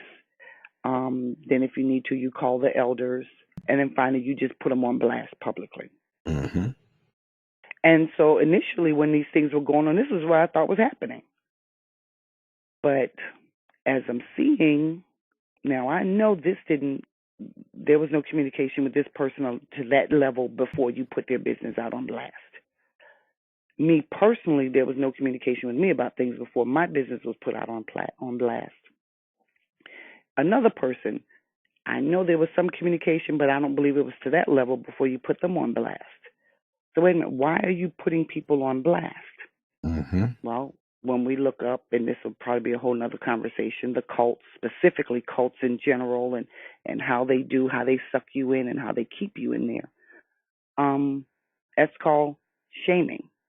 That's right. So you shame that person, and all your followers from the pulpit are hearing you shame that person. So what are they going to do? They're going to turn around and shame that person as well. They're going to ostracize that person. And now they are looking because they realize, okay, we have a possible defector in the group. We have a possible enemy among us. So we have to be watching. And so now they're looking out for every single little thing you're doing so that they can report back. And that's just it just wasn't healthy. It just wasn't healthy. I notice if someone tells the pastor something, and I say pastor, but I should say pastors, the top leadership, because the rule there is anyone in leadership finds out any information or the people that they're assigned to watch, uh, all that information must be disseminated back to the top pastor. So if I go and counsel with one of the associate pastors who has a counseling degree and that's what they're supposed to do, everything I share with them must be disseminated back up. So there is no confidentiality. But I'm realizing again, so someone says to you maybe on Friday night that, hey, Sister Brenda, she had a man over to her house Friday night. Mm-hmm. Well, Sunday morning, we're in service. You single women, y'all be in here on Sunday, you praising God, and then Friday night you laying up with who knows who. Did you bring these men here for us to approve him, et cetera, et cetera? Wait a minute. Where would you even get that from? Because you got folk watching and reporting back. And then you don't pull Sister Brenda to the side on Sunday and say, hey, look, baby girl, my office, 3 o'clock. Let me talk to you. You stand in the pulpit and say it. Did you verify it? No, you just assume where you got it from is a good source and you're going to take it with that. And so I saw a lot of that going on. So it's like misinformation. But its purpose is to do what? Is to steer people to treat folk in a certain way, however they decide that, you should be treated. And for the record, yes, they would. I did have some leaders call me, especially when my husband and I first got together, call me and question his truck in my driveway. Wait a minute, I know Wow. that truck. Why is that? And it's Sunday morning, and we're all getting ready for church, and he stayed over from Saturday night or whatever the case may be, and that's a familiar looking vehicle in your driveway. Mm-hmm. You need to mind your business. Why are you even in my neighborhood? Nobody else from my church lives on my street, so why are you even in my neighborhood driving outside my house to see what vehicles are in my driveway? Those kinds of things. That's just very, to me, a little too involved in people's personal lives. And the information is reported back. And it's just unhealthy. Like I said, the pastor would dog you out from the pulpit if he has an issue with you. If you respond back as one mother or one wife, I remember vehemently, she come right back at you. There was no respecting and doing it privately later behind closed doors. No, she stood right smack up and gave it straight back to him. And then you're rebuked and you're disobedient to God. You're bitter. You're what's the insubmissive? You're non-submissive. You're not a good wife. And bottom line, God is saying this and you're not doing it, so you're a problem. You need to be dealt with, type of thing. But now you can correct he who is without sin cast the first stone. Is that not what Jesus told the stoners that were about to stone the woman that was found in adultery? Mm-hmm. Yeah, that's what he told them. So this pastor who has very questionable relationships with women, and I'll word it that way because I know what I saw, but I didn't actually see intercourse, you know? So I'll just say has questionable dealings with women. Mm-hmm. Mm-hmm. Who has questionable financial dealings, Mm-hmm.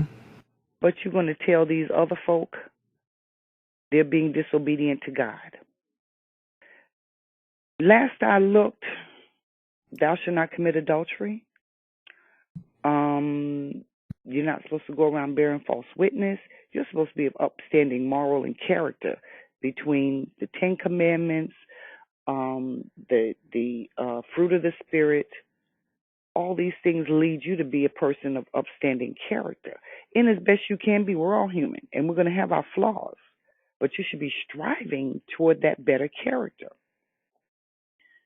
And then you have those people who hold those titles, who self-appoint themselves these titles, and they judge you or they chastise you for what you are or not doing and have not corrected themselves.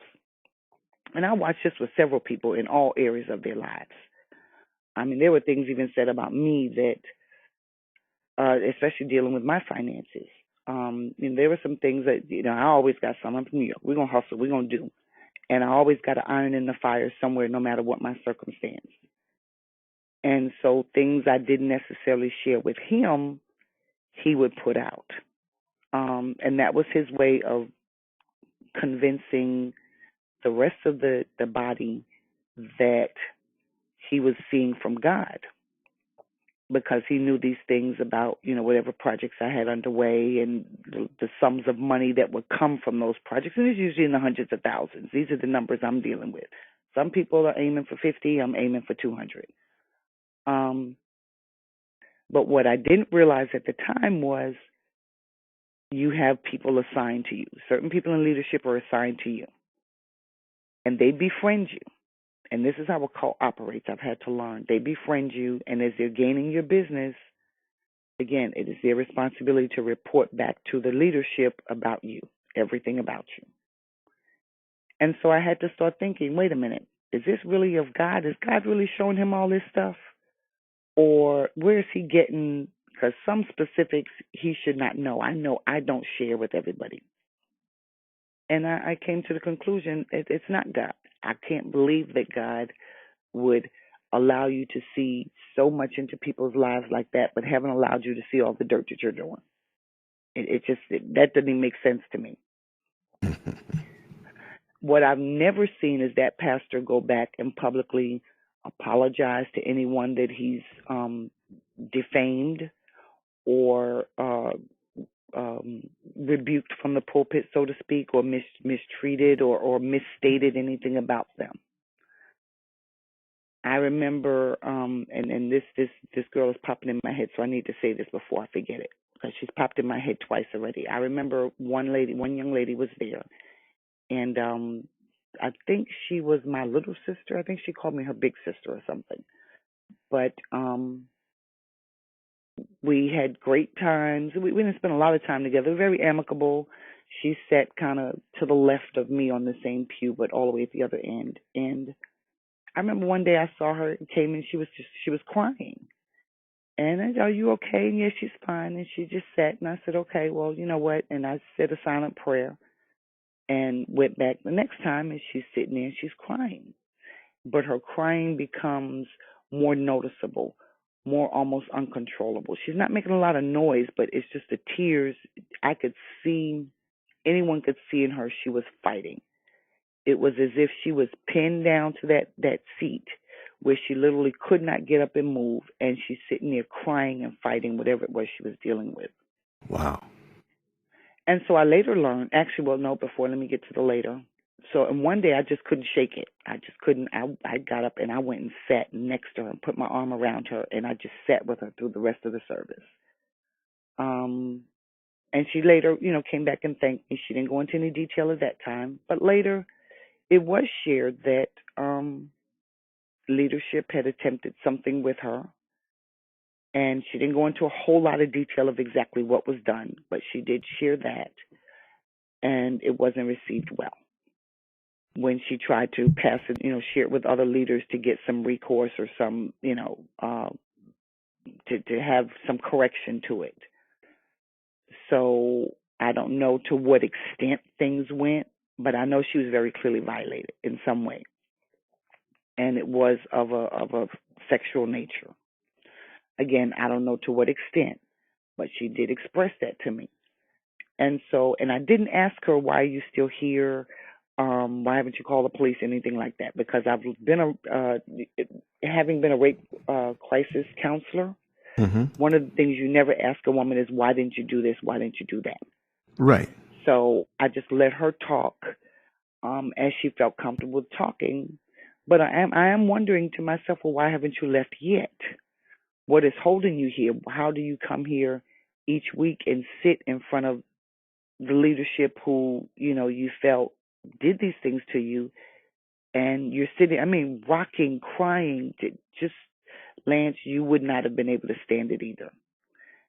But I did notice after I changed my seat and started sitting with her and talking with her, and she and my girls began to kind of interact with each other. Next thing you know, she was gone. And so I put my conclusion to that is because she spoke up, she had to sit there in that punishment. That was her punishment, her humiliation of having to sit in front of that. And once she started getting attention from someone who thought for themselves and who was not totally indoctrinated and brainwashed, then we have to get her out of here before she talks too much. That was my own thinking of it. It was not said to me. I did not go back and ask her if that's the reason why she finally left. I have seen her since then, but she didn't want to talk about it. I didn't talk about it. I just let it go. But that was very troublesome to me because I never saw leadership approach her and say, hey, what's going on? Hey, come up here to the altar and let's pray.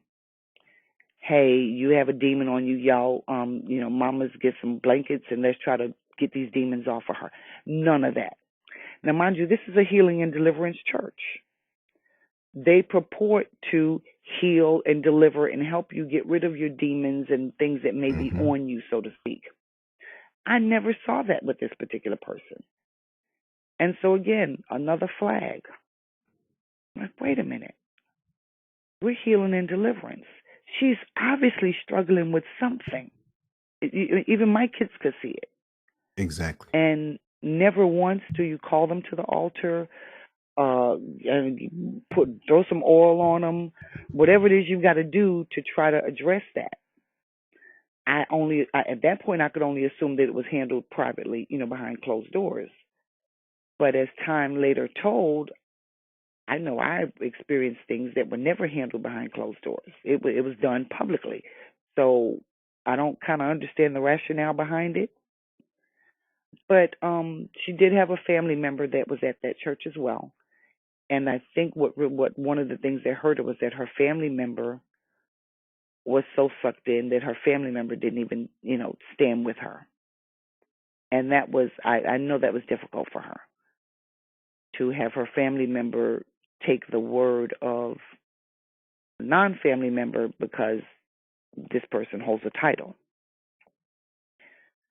But speaking of which, that family member had also been drove to poverty. This was a disabled woman who, worked little small jobs or whatever. And when it was all said and done, she's working in one of the church businesses. She's barely getting a paycheck. She's living in her car. I mean, she's lost her house. She's living in, and she's in a hoopty. But she's in there and she's smiling and she's working and she's doing it all. And then she goes to work at this particular church business where she might or might not get a paycheck that week. And no one's making sure she's got lights. No one's making sure she's got a bed to sleep in. And all of these things, wait a minute, we're bringing these people in, we're giving them a prophecy or some word from God initially, and that's the draw, that's the suck, that's the pull, that's the bait, so to speak, to get them in. And then we start tapping their resources, whether it's time, whether it's talent, whether it's treasure, time to do the work, to put in the work around the building, needing to be done what needs to be done. The treasure, the money. Their talents, whatever their skills are, they're going to voluntarily give their skills to God. And they're not getting paid for it. But you will pay others to come in and do stuff. But if it's a member, members don't get paid for the stuff that they do. And that when you kind of put it all together, this is not a healthy church. It's not a healthy church. I've seen people I had more than one person come stay with me. Again, my house is the safe house. It's the sanctuary house. One particular youth would get into trouble at home and then be in the street getting themselves into more trouble. And so when we got plugged in, I shared with her The next time you have issues at home, you bring your behind to my house. I don't want you out there laying up with somebody, tolerating anything Hmm. from any boys just because you and your mom are having issues. You come here and Uh-huh. you stay here until you can get it squared away and go back home. And so we did that for a while. And I became one of her moms, one of her pseudo moms.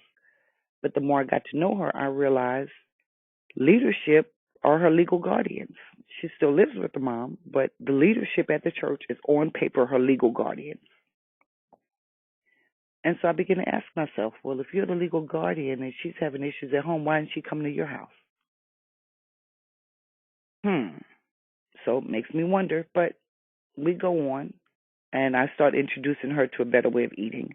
And she does it for a while and then finally she's had enough. She's trying to infiltrate my house and bring McDonald's into the house. And I said, oh Lord, no, my kids don't know what McDonald's fast food is, so no, don't do that.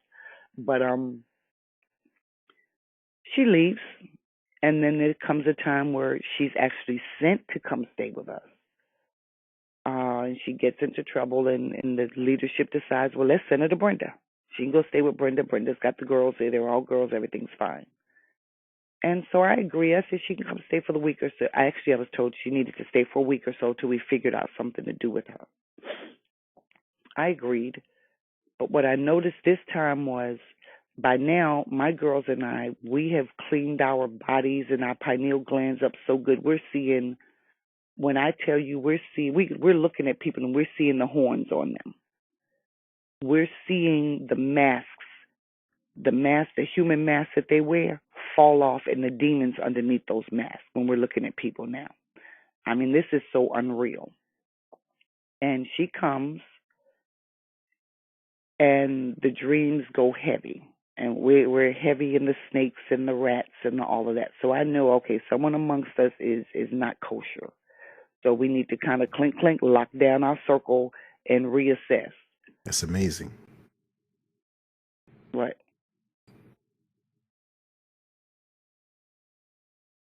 And so during this time, I noticed she's different, though. She's not the same person she had been each other time she came. The other time she came, she's crying, she got into whatever, and, she's a little 16, 17-year-old, wants to be grown, wants to tell her mama what to do, and, I don't roll like that.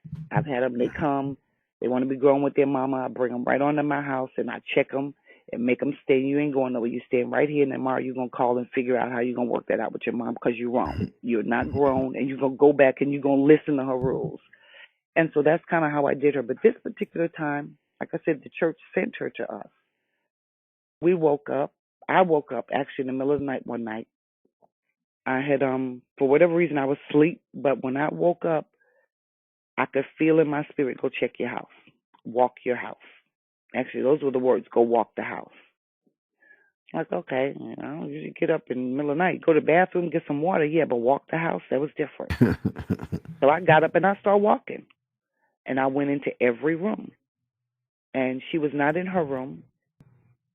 And when someone comes to stay, we have one particular bedroom that has the one bed in it, and we let them stay that room, and my girls pile up together in the other room that has the extra bed in it. And so she had a room to herself. She wasn't in the room. And I don't have any shoes on. It's carpet, so you can't hear me walking.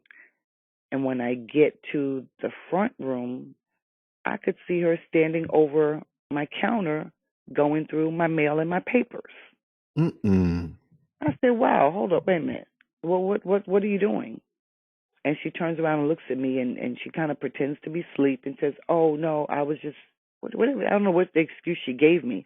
And then she went back to her room and closed the door. And I said to myself, well, that's mighty strange. She wasn't sleepwalking. Why would you sleepwalk to conveniently be going through my papers? Because I don't hide anything. If you're close enough, my inner circle, where you come in the house, if my light bill is on the table, you're going to see my light bill. It is what it is. I'm not hiding in my own home. And it bothered me. But, I went ahead and I said, okay, thank you, Lord, because you woke me up to see that myself. During that time, I had a dream. I watched her come in my front door in the dream, and I'm standing in my front room, and I had a fish tank kind of in a little vestibule. When she walks in, a snake comes and slithers in behind her. That snake slithers along the Wow. wall, goes right past me, and goes straight into my daughter's bedroom. Oh no. And so I knew then, okay, you brought something or you're bringing something in, and the target is my child. So I began telling the church, okay, you know what, y'all got to get her out. This is not working, et cetera, et cetera. And they don't have time to meet. They're busy, just whatever's going on. But it took like several weeks in order to finally get her temporarily out the house. Now, during this time, and I never ask for money. When the kids are in trouble or whatever's going on, you come to my house, you stay for free. Because my stuff's going to get paid. You just get yourself together. So it wasn't like, she's renting a room and helping. No, what we were doing was just so that she can get herself together. But I'm also having to take her to work and pick her up. Other errands she needs to run, I'm running her with all those. So I'm like, okay, wait a minute. So we've got my schedule, we've got wear and tear on the vehicle, we've got gas, plus living in the home, and now we've got the threat of her bringing in stuff, infiltrating my children. We got a problem. She's got to go. I finally got her out temporarily when my uncle passed down in Florida. Matter of fact, he's in Punta Gorda. Well, he was in Punta Gorda. And I went down for his funeral. And I'd already told them, he's ill. The doctors have given up. So whenever the call comes, we're going to be traveling, and she can't stay while we're gone. And when the time came, the first thing the leaders, they had time to meet with me then. And their question was, well, why can't she stay? I mean, she lives there. Why can't she stay while you're gone? Mm-mm. And I said, I don't trust her like that. And that was very clear. She was supposed to be here a week. It's been several months now. But they made arrangements for her to be gone. And then when I let them know when I came back, and when I came back, she came right on back to the house. So I'm kind of thinking, wait a minute, wherever you put her for the weekend while we were gone for the funeral, she can stay there permanently. So, but again, leadership doesn't have time to take my calls or anything. They're busy. I finally start taking pictures of things that are going on. I'm talking, and I tend to be a little anal when it comes to cleanliness. I'm particular about food wrappers on the floor and under the Mm-hmm. bed, Mm-hmm. and drinks and plates and all of that kind of stuff. Because, from New York, we live with roaches. I don't want roaches. Exactly. That's like my Exactly. biggest thing. I will not live with a daggone roach. So No, no, you no, I don't cannot like have that. all of this stuff around. Heck no. We're not inviting them um, bad boys back in here. exactly, because once they come, you can't get rid of them. They bring the whole daggone generation with them. And and then if you think you got them, the next generation is already in process somewhere in the house, and Mm-hmm. you don't even know where they done laid their eggs. Mm-hmm. Well, she wasn't being clean. And so I started taking pictures, and I started sharing it with leadership. And then one night, my daughter woke up in the middle of the night, and she's relieving herself in the middle of the carpet in the floor in the bedroom. Now, you have a bathroom. The hall bath is right across. Literally, Mm-hmm. you walk out that bedroom door, and you walk a foot or 2 feet across the hallway into the hall bath. She couldn't go to the restroom. She was relieving herself in the middle of the floor in the bedroom. Mm-hmm. And I just said, that's enough. She's got to go. She's got to go today. I don't care what y'all do with her. I don't care what happens to her, but she's got to get out of here, because this is a whole Seriously. level of craziness. I don't need that in here for my kids to start picking up these kinds of bad habits. That's Um, off the scale. and they That's did that's finally like come get. mm, Hmm. that's off the scale. Yeah, Mm. exactly. I mean, really, you're going through my stuff and you peeing on the floor, and you're not a 5-year-old. You're not. To my knowledge, you're not having any emotional issues that make you wet the bed. But if you were, then it would be in the bed, where I have plastic on every mattress in the house, because I never know who's going to come over. So every mattress in my house had plastic on it. No, you're getting out of the bed. You know full well what you're doing, and you're standing in the floor and doing it. Finally, one of the other elders was able to get the attention of the pastor, and they got her out of my house. I don't know where she went. And she stayed with them for a while, and my understanding now is she finally did leave. She finally came to terms with the fact that it wasn't a healthy church. And those were her words to me, that it's time for her to go. She wasn't growing there, and it was just time for her to go.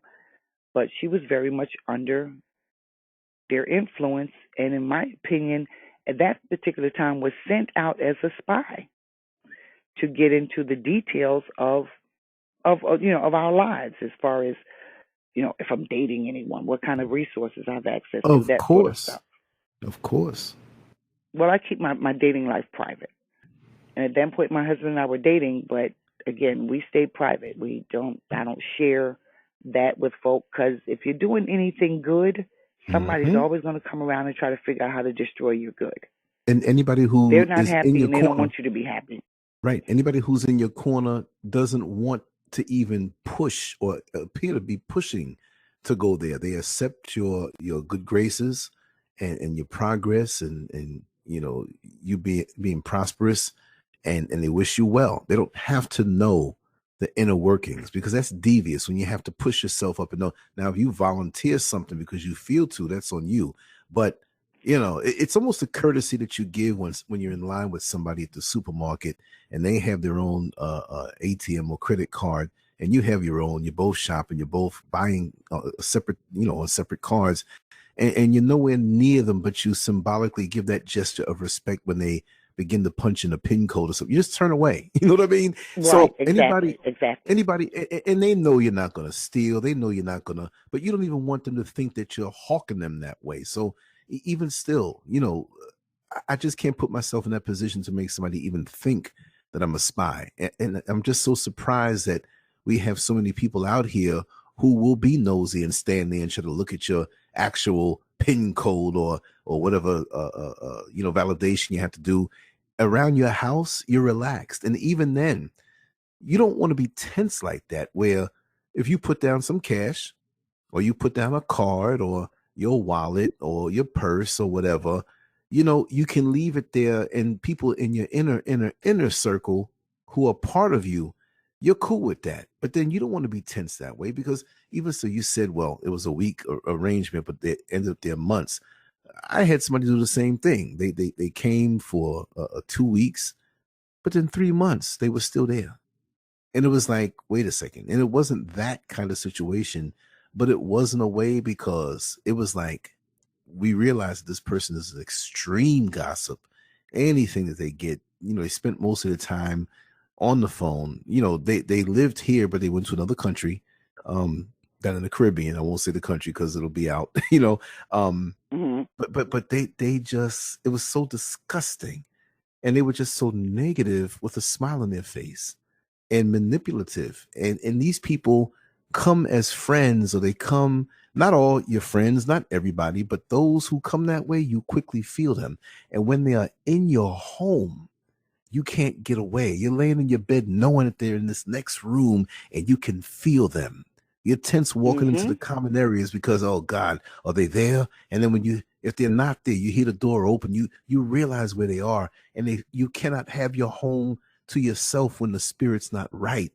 You see what I mean? So now you're in Exactly. the They outside changed the world. whole atmosphere. Yes. And now you're in the outside world feeling weak because you didn't get a full dose of home. And now you're approaching home, the physical house, apartment, whatever it may be. You're approaching home knowing that you're not going to get all that you want. It's like going to the all you can eat Golden Corral. They say you can eat all you want on one plate, pile it up. Now, you can't only but pile up with so much food on one plate. You know what I mean? So Exactly. you limit yourself. It's draining. Well, I did learn through that. One of my lessons was be a little bit more careful about who I let into the home. I don't care what their circumstances are now. I'm going to be a little bit more careful, and I have been since then. Um, but that's the type of stuff that they would do. And she wasn't the first person that was sent to my home. There was someone else that came, and similar. It wasn't to that degree, but they were definitely there and trying to get whatever they could. And actually, we had to call the police to get her out. Uh, she'd gotten to the point where she'd be all up in my master bedroom in my stuff when I'm not there.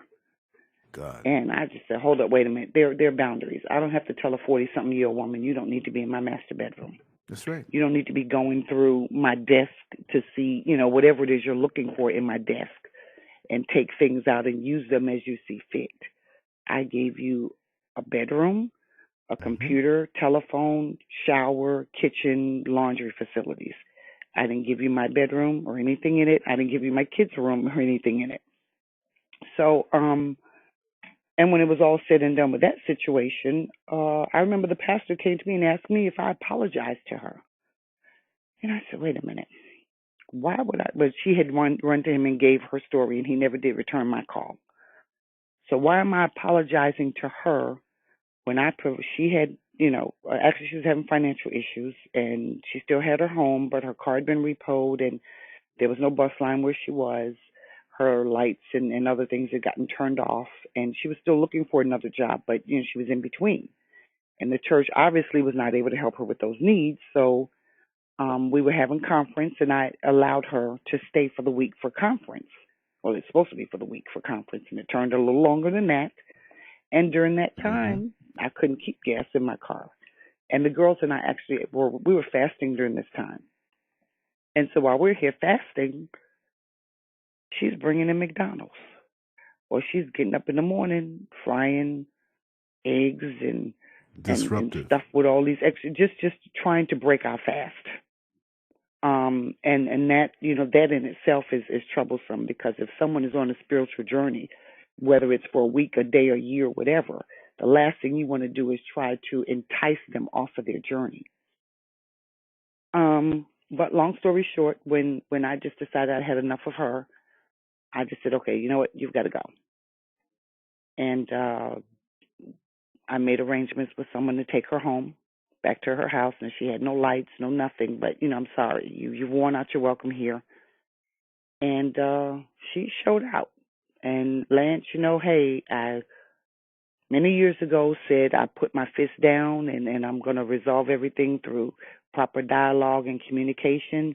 On this particular day, I had to give her a taste and let her know that there's one side of me, but I grew up a certain way and pushed to a certain limit.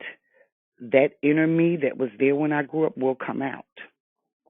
And so I did remove her things out of. She went and put all her stuff in my car and said, "You're gonna take me home." And I said, "No, I'm not.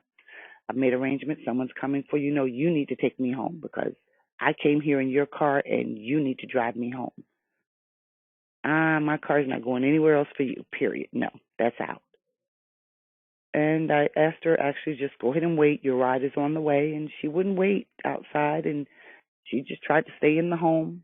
She tried to entice my kids. Actually, I'd gotten her out into the garage, and she attempted to bum rush me. And when you're Crazy. defending yourself, you're defending yourself. Hmm. And so before I knew it, my fist, and I didn't come, and thank God I did not make contact with her, but it was way close.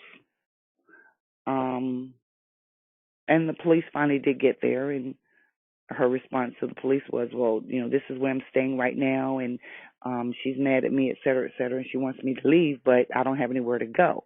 So she tries to pull the squatter's rights. Not. I made it very clear what her address is, where she owns a home, et cetera. She was invited to stay 1 week. It turned into 2. She's worn out her welcome. Her transportation's on the way. She needs to go. She's gotten physical, attempted to bum rush me. She's trying to get my kids to go against my instructions. She's not welcome in my home. So eventually, someone from the church did come get her and take her home. But we get to church the following Sunday, and the first thing the pastor asked me, he says, well, did you apologize to her? And I said, apologize for what? I said, yeah, okay. And I just went ahead and dismissed it. But I thought about it later. You didn't have time to call me for me to share with you what occurred. All you knew was whatever she said to you, I needed to apologize to her for however I treated her. And that was confirmation for me that the leadership will listen to whatever's come to them without verifying it and take it as truth. I knew it before, but that was like the final confirmation that you just go with whatever someone tells you. Because if you're really in God, God would have told you it didn't happen however she put it. And she really was the one that should have been apologizing for violating my home and making me feel uncomfortable and all of that stuff in That's my right. own home. But you live and you learn. And I said then, that's okay. No need to worry. She can't ask me for a dime. I don't care where you are on the side of the road. You're gonna be on the side of the road because I'm gonna drive right on past. Um, Abuse. There were talks about some children having been sexually abused, and I did not see this, but I was pretty close actually to the children that are involved. And this is kind of during the time that I'm getting ready to leave, like finally from this church. Um, and I do remember the stepdad being set down from his position, and so I knew he was being punished for something. I just didn't know what. And then it comes out that there were some issues with him and his stepdaughters. Now, in every state, the people in leadership have a duty to report. And that means if a child is being abused sexually, physically, whatever the case may be, you Hmm. have a legal obligation to report it to the appropriate authorities in your state. So here again, we have a situation where the child is not taken for treatment. She's not taken, well, the children, the girls are not taken for treatment, for counseling or anything like that. They're probably getting pastoral counseling. And it's not reported anywhere. The perpetrator sat down for a couple weeks and then elevated back to his position and continued on like everything's okay. And I just said, wow. I'm like, hold up, wait a minute now. I remember these kids have slept in my house. These kids, I was close with their mom at one point to where, I mean, I'll just say I was the lender, if you will, in the little group of women that I hung out with. Not Yes. that I have a lot of money, but I was able to manage my money in such a way to where I Yeah. always kept enough to Understood. cover. Right. And so they weren't in that position. More so, I think, more so with management and pouring too much into the church to where you look up and your lights are off. Now your kids don't have any way to get hot water to bathe to go to school, or your gas is off, or you don't have gas for your car, but you made sure you paid that extra love offering that was asked on Sunday. And I'd done that for a couple of years till I finally started Hmm. waking up with all the little things that were happening, That's and I right. pulled back.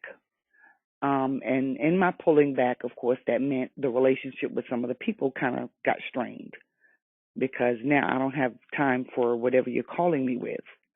I'll give you basic advice. I'll pray with you, and that's it. But no longer is it. No, I don't have $100 to get your gas turned back on until next payday. You're just you got to figure something else out. Go to the church. Um, I said already. The finances. There were definitely some things that were questionable regarding finances. I I have a bookkeeping background, and just about everything I've done, any group that I've belonged to, I've often been put in the position to handle the money just because I'm a little anal about stuff like that. I mean, down to the penny. If I've got your money, you're going to know where all of your money is going. And if some has been taken out for whatever reason, there's going to be a paper trail to show where it went. And so people have always kind of pulled me to handle their finances just because of the level of professionalism that I input. But being over the well, not being over, but being the assistant praise dance leader or teacher, whatever I was, one of my duties was to handle the logistics of praise dancing. That meant ordering uniforms, that meant collecting monies, maintaining the monies, helping with fundraisers, stuff like that. And I remember on multiple occasions going to leadership and saying, hey, look, I need the church credentials, our tax ID number, etc., so I can open an account for the dance team so that we have somewhere to hold on to their money. So I'm not holding it all, all this cash myself, and I really don't want to put it in my personal bank. I never could get that. It was always dismissed or, oh, yeah, I'll get it for you, but I never could get it. And so, we do what we do. We keep the money separate and we maintain it. But in my other churches, it was easy just to go to leadership and get the credentials and open accounts for the youth, whatever, group we're working with. And you've got your master tax ID number, and whoever the group is, that's a separate account, but it's the same tax ID number, and it's indicated that it's a separate account. You have the signers, and it's just a regular bank account. Couldn't get that. And to this day, I still don't have a reason why, other than the financial stuff is held very closely with a certain select people. As time went on, we had one of those new leaders. A person comes in, and within 2 or 3 months, they've got a leadership and a title and etc. Remember, she came in, and her daughters were wanting to dance, so we're letting them dance, and we're ordering new uniforms for the kids for whatever performance. And this woman makes a statement. Now, how I flow is, you're going to hand me cash. I'm not taking your check. I'm not paying a $35 bank overdraft fee, or not, was it NSF fee because your check bounced. You're going to give me cash. And then I'll work it on my end to buy the stuff in bulk, either on my credit card or my debit card, whatever it is. And then, do it that way. Because I can't get the numbers, the information to open a bank account, we've got to do it this way. I remember this woman said to me, why do we have to pay her in cash? How do we know she's handling the money properly, or something along those lines? And I was floored because I'd not heard that. From the time I was 22 years old, I've never had anyone question me in my finances of, handling finances of a particular organization.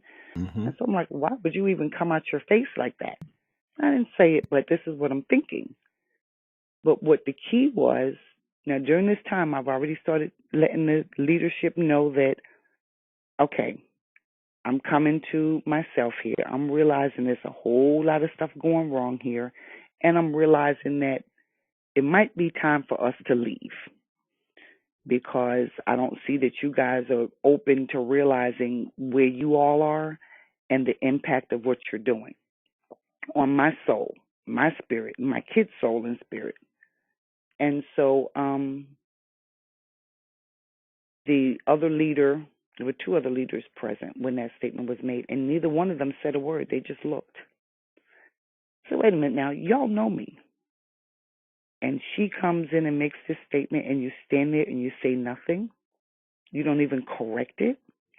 And what that says to me is, if a person who knows better but chooses to allow a false implication to run rampant and say and do nothing, you better watch them.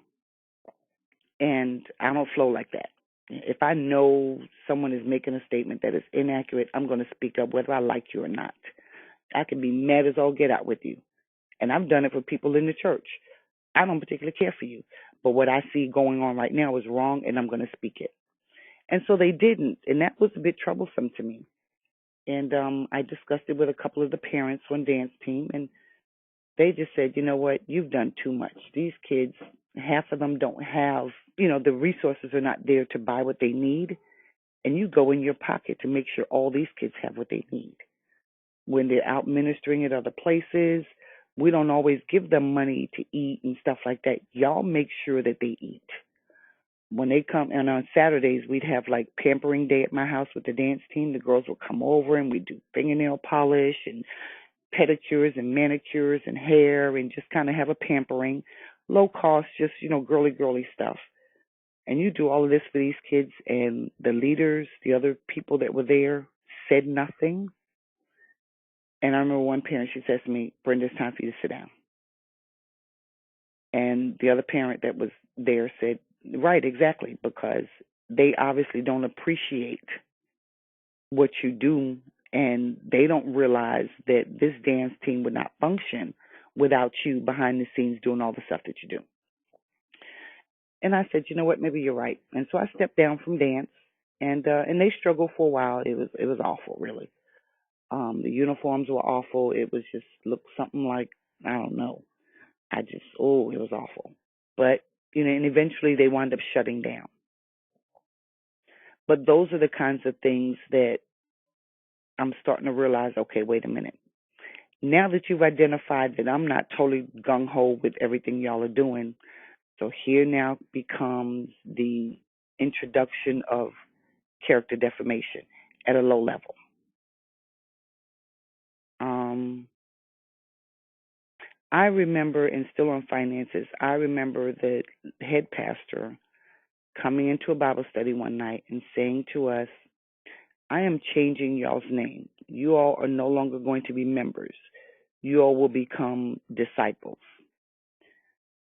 And of course, I'm sitting there looking like, why? And I'm sure everyone else is. And he says, well, and the reason I'm doing it is because members feel like they have rights. Members want reports and they want financials and they want all of this stuff. And I'm not giving it. My name is on the loan. Y'all are not getting that. So I'm changing you to disciples.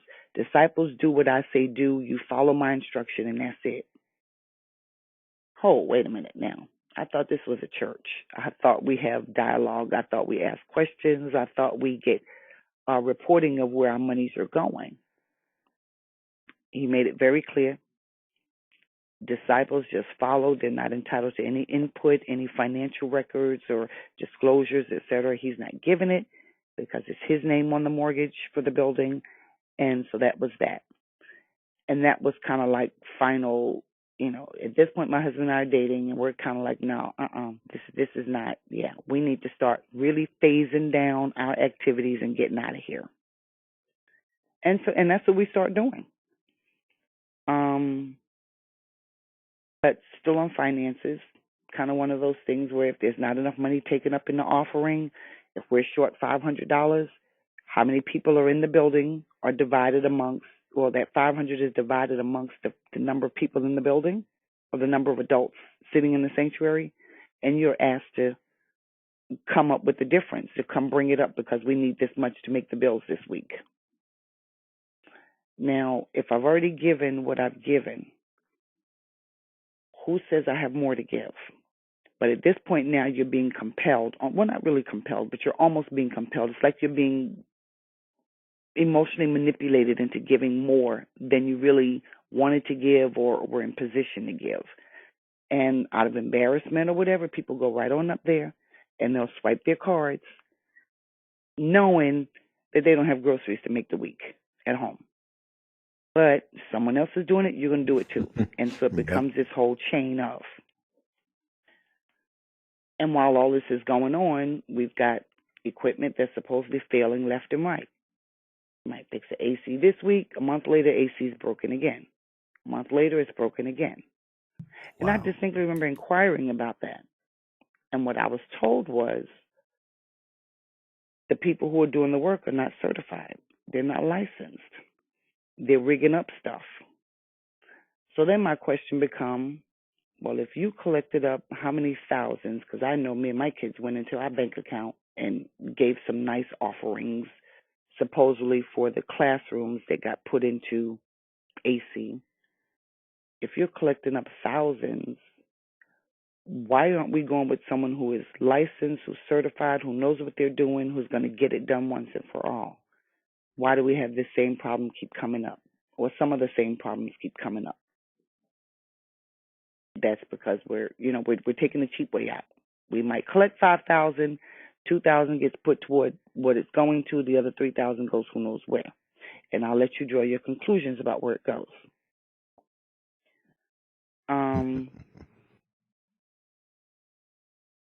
I did some checking, and it's very clear that this is a business, and as many churches are today, it's a business. It's licensed under the head pastor's name as his personal business, but the type of business is a religious organization. And then he has a DBA on file with the name of the church.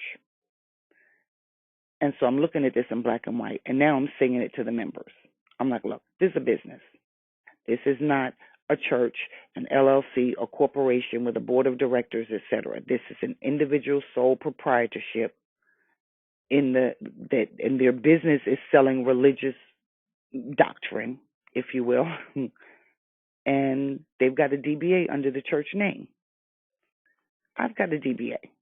Each one of my kids, they have DBAs. So if they want to make some money, however they're making their money doing consulting work, they can legally get that check drawn under their DBA name and deposited into their accounts. This is not a church, but that really put the target on my back. There was at least one occasion where they were about to foreclose and take that building. The bank was about to foreclose. Members had supposedly gotten together enough money to save the building.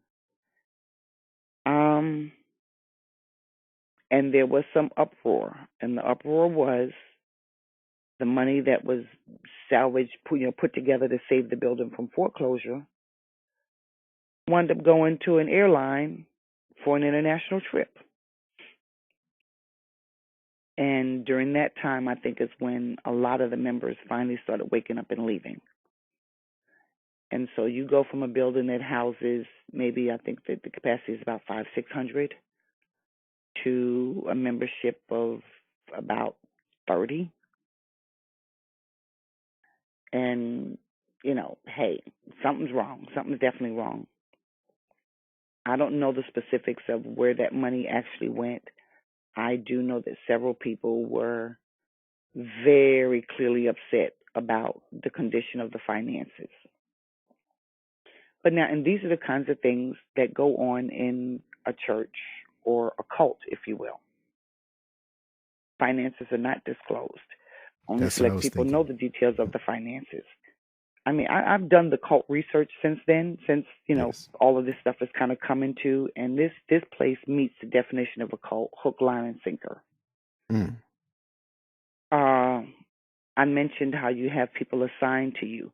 That is one of the things that occurs in a cult.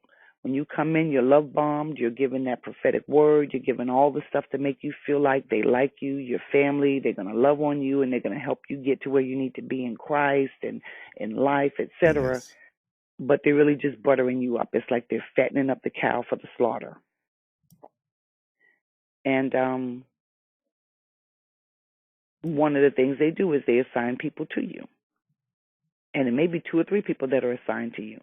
They're assigned to befriend you so that they can gain all their information. They carry it back, and the decision to use whatever it is they're going to use you for is made, whether it's for your actual resources, your tangible resources, whether it's for your intellectual abilities or, whatever skills you may have. Those decisions are made, and, that's what happens. If I want to dance, I can't dance unless the pastor says I can dance. If I want to be, in whatever particular groups or ministries or whatever it is, you can't do that unless the pastor gives the okay himself directly. And again, so we've got this control, we've got this keeping tabs on people. And I see that leader that I mentioned previously that passed away. I noticed, I thought back to how she was assigned to keep tabs on people, the mother. But the children were also being groomed that same way. And when they finally left, like I said, and admitted the level of control and mind manipulation that, was just so unhealthy, and it got too much for her, she finally had to leave. Right. I thought back to how the children were being groomed to come and report back things. Because I think back to so many things that her daughter would do. Not so much the son, because he was a little bit quieter, but the daughter was very vocal. She was favored by the senior pastor. Even, and that brings up something else, even so more to the point of the other youth feeling like they didn't have value because this little girl was valued. She was constantly put at a microphone. She was constantly brought up to do one thing or another, and you've got a whole section of youth sitting here who are never called upon to do anything. And that was something else I did bring to his attention as well. We're here to raise up these babies. If it's taking a village to raise them, then their parents might not speak up, but I'm speaking up for all of them. Every child sits here and sees you Sunday after Sunday elevate this one child to greatness as if she's all of that. And not saying she's not, but how many of these other children have greatness in them and you're not even trying to tap into it? And, of course, again, it gets back to they run their church how they want to run their church. So those are the things that say to me, then you don't care about these children. Because if you did, you would be using them in every capacity. And if they don't know how to do it, by the time you get done, they're going to learn how to do it. If they're afraid to speak, by the time you get done, they should be orating better than you and I. If they're afraid to cut a yard, by the time we're done, they should know how to cut that yard better than the next yard guy. Whatever it is we're trying to pull out of them, whatever skills we're trying to put into them in morals and ethics, they've got to get it somewhere. They're not getting it at home. They're not going to get it in school. They're darn sure not going to get it with their friends in the street. So if we're a church, why aren't we giving it to them? But that's not the focus. The focus in that place was to, at that point, by then, and I don't know what it was when it first started, but when I was there, the focus was to get what you can get. I noticed who was being helped and who was not being helped, so to speak. Everyone doesn't get help. Those who get helped spiritually, emotionally, financially, are those who are weak, who don't have a strong spirit to speak out. They're okay with hearing what the pastor says and following questions, without, following instructions without question. Those are the ones, if you need $50, he'll put $50 in your hand. Or, he'll send you to the office and have them write you a check. But those who think for themselves, they're not getting any help with anything. And so, again, you take care of those who are going to take care of you. And as long as you continue to feed them that $50 for the light bill or $20 for gas or whatever it is, they're going to go slave on the plantation for the week. Come Friday, they're going to cash their check. They're going to take their 10% out, or more like 15% because you have tithes and offerings. They're going to put that to the side, and they and their family are going to learn to live off of or get by with whatever's left. But come Sunday, they're going to bring that money right in there to you. And that's troublesome. And I know, again, I'm one of those. Well, the Bible says to be a good steward over what he has given you. So if he gives you the ability and he gives you the opportunity to work and earn whatever your income is, being a good steward over that income means you're going to take care of your household, because he also blessed you with those children or that wife. And that's your first ministry. That's your first priority. So when you neglect them or neglect that to pour into a building or someone's business that they're running under a DBA of a church, is that being a good steward of what he's blessed you with? And so this is the level of thinking I'm at. And as I share this with other people, and it's getting back, and they weren't too crazy about that. So, of course, then it became a matter of convincing my husband that he needed to kind of steer clear of me. And he needed to steer clear of me, bottom line, because as it was put, I don't believe in God. And I'm going to pull him, not away from God, but I'm going to pull him away from the church. Those were the exact words I heard come out the pastor's mouth myself.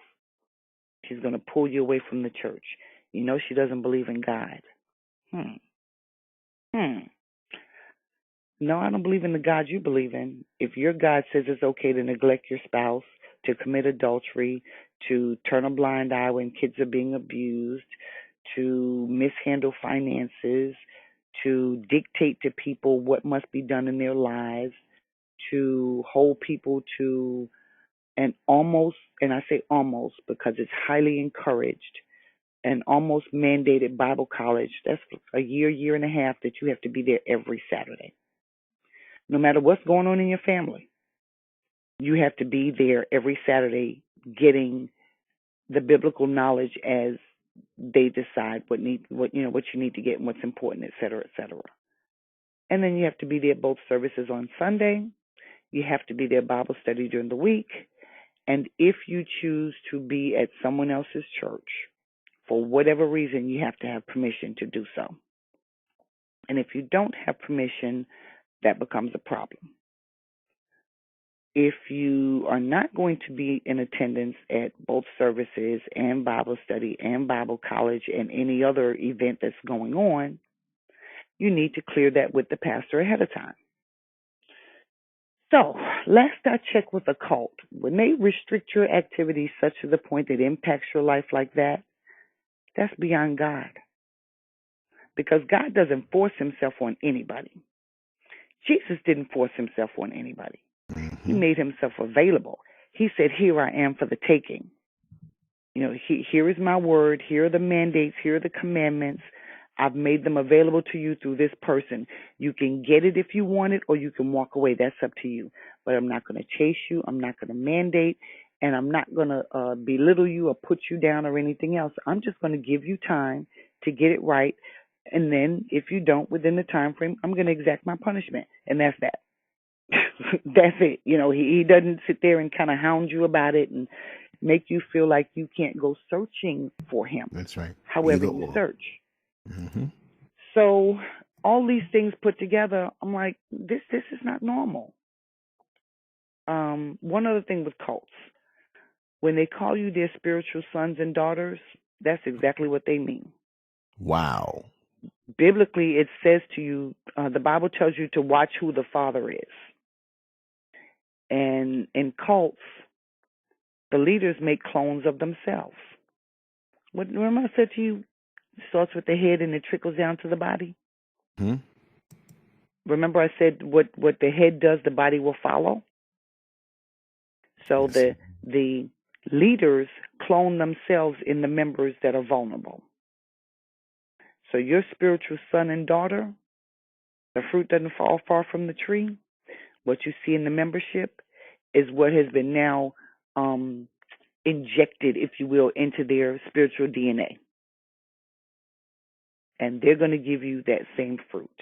So they can continue. You can continue on with what they desire, and since you are the spiritual daughter or son, you're automatically relegated to a position below them, because that connotates that they're above you, and so you become their imp, you become their hitman, you become their do boy or do girl, and you can't question anything because they are the father, so they can lead you into all kinds of decadence and massage you slowly with the love bombing and manipulation and rewards of certain little positions that you want to defend now because your ego is being stroked, and you're on the front line with that so-called cult leader, and it's a web to be tangled in where he pulls the strings. You're like a marionette puppet.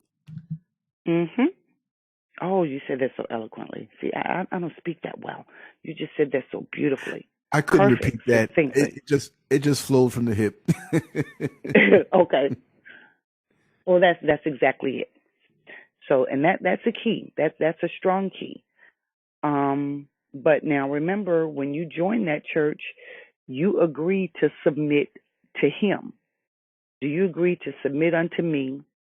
Bring your tithes and offerings and follow me and how I lead you as God leads me. And in my research since then, we're not supposed to submit unto men, unto people. Yes, wives, submit unto your husbands as your husband submits to God. That's a different type of submit. That's in your household. But to go outside the home and submit yourself to a spiritual leader, that means I surrender myself. I surrender me. I surrender my spirit and soul to you. And I'm trusting you to tell me what God says I'm supposed to do.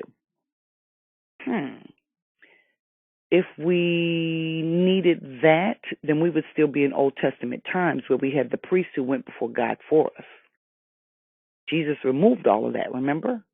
And now we have the opportunity to go to God directly ourselves. So why do we need to submit to a pastor? There's an amount of respect we give, obviously. And there is a normal amount of, and I hate to use the word submission for anything else, for lack of a better word, but there's a normal amount of submission you would give to anyone who is in leadership over you. That's not the type of submit I'm having issue with. I'm having issue with when you're asked to say it, when you're asked to make that vow, that covenant, that agreement, you're being asked to allow them to dictate your life. And that's what it winds up coming down to. And people don't even realize it. And the way the enemy works. Spiritual power of attorney. Yeah. Which translates over into the physical, the financial, the emotional, the medical, and everything else. Because, you can't date someone. Well, let me not say that. If you're dating someone, the expectation is that you will bring them to the pastor for the pastor to approve. If you want to marry, you're supposed to get the pastor's permission. Whether you're marrying someone in the church or outside the church. Any major moves that you want to make, you need to come to him so that he can pray, go to God for you and pray and make sure that you're making the right move. And that's only select people, because some people don't particularly care about. It's usually the ones that can be manipulated or who have some deep purse strings that you can get to. That's just the bottom line. That's what I observed. Now, my husband's a deacon in the church. And, we started a little off the books business, if you will, doing AV systems for other churches and stuff like that, because I worked AV, he knew AV, and people had started calling us to help with different issues they were having, and they'd grease us a little bit, and so we were like, okay, well, you know what, we might need to get some paperwork and do this. So the smaller churches in the area, the ones who barely had a soundboard, who barely had a projector or knew what it was, wanted some stuff, and so we'd kind of go help them get their stuff spec'd out and installed and keep it up and running for them. And so, but at this point, we're still dating. We're still we're in the courtship phase. Actually, we hadn't actually went to the marriage phase, and we're again being quiet, keeping the relationship low key because we just didn't want any interference. Both of us have been married before, and at our age, who wants to get married and be playing around? This is supposed to be the for keeps thing. And the pastor is, well, not the pastor, the leadership, let's word it that way, are staying in our business. They're keeping tabs on how many nights he stays at my house, how many nights I'm at his house. I mean, they're literally calling every day, and they know where we are, whether we're on my end of town or whether we're on his end of town. They're listening for the kids in the background. They're listening for what's going on in our lives. Passing by unexpectedly and seeing what quote, passing by unexpectedly in your neighborhood, driving by, happen to be passing by and watching what you have on. So now if you have some terry cloth short shorts on and the man's on the inside of the house, obviously that's what you're walking around the house in front of him, or they'll pop up out of nowhere. I've seen this through other people's experiences, and they come so holy, they'll bring things, fruits or some gift or whatever, but they get up in you. Oh, can I use your bathroom, sister so-and-so? I just, popping up in your house, and that whole thing. Those are tactics employs, and you're so glad to see, oh, come on in. You're thinking they're the greatest thing. And they're going in there and going through your medicine cabinets, if you're on any psych meds or, just everything. And they're compiling. They're coming at you from different angles, and they're playing their role. What you're saying is the absolute truth. So by now we are, like I said, we're pulling back, and I'm like almost out totally. It's when I go in there, my head is spinning. It's like I try to sit in service, and the only thing I can hear is beware false prophets. My people perish for lack of knowledge. Beware false. That's literally, I can't hear the sermon. because that's the song that's literally being played through my head. I remember sitting there closing my eyes, like trying to tune it out so I can hear. And God wouldn't let me hear nothing but beware of false prophets. And then the song changed to come out from among them. So I'm sharing this with my husband, and we decided to move in together and kind of do the common law thing while we're still getting logistics together, because he's in a lease, I'm in a lease, and all those specifics of working out the details. And so at this point, I'm out. I go maybe once every 2 or 3 months, but he's still there. His last thing is to kind of deal with the finances. He's actually the one that takes the money to the bank. He's the security for that part of it. He's the licensed officer, and so he's got to make sure the money gets where it needs to go safely, and the women are out. Late in the evening, he's watching, making sure they're secure and that sort of thing. So those are the last details that he's not been able to pass over to someone else, because at this point, there's nobody else to pass it to. There's literally all of the rest of the men are gone, just about, or unavailable, and so it's a matter of trying to find a way to work that out.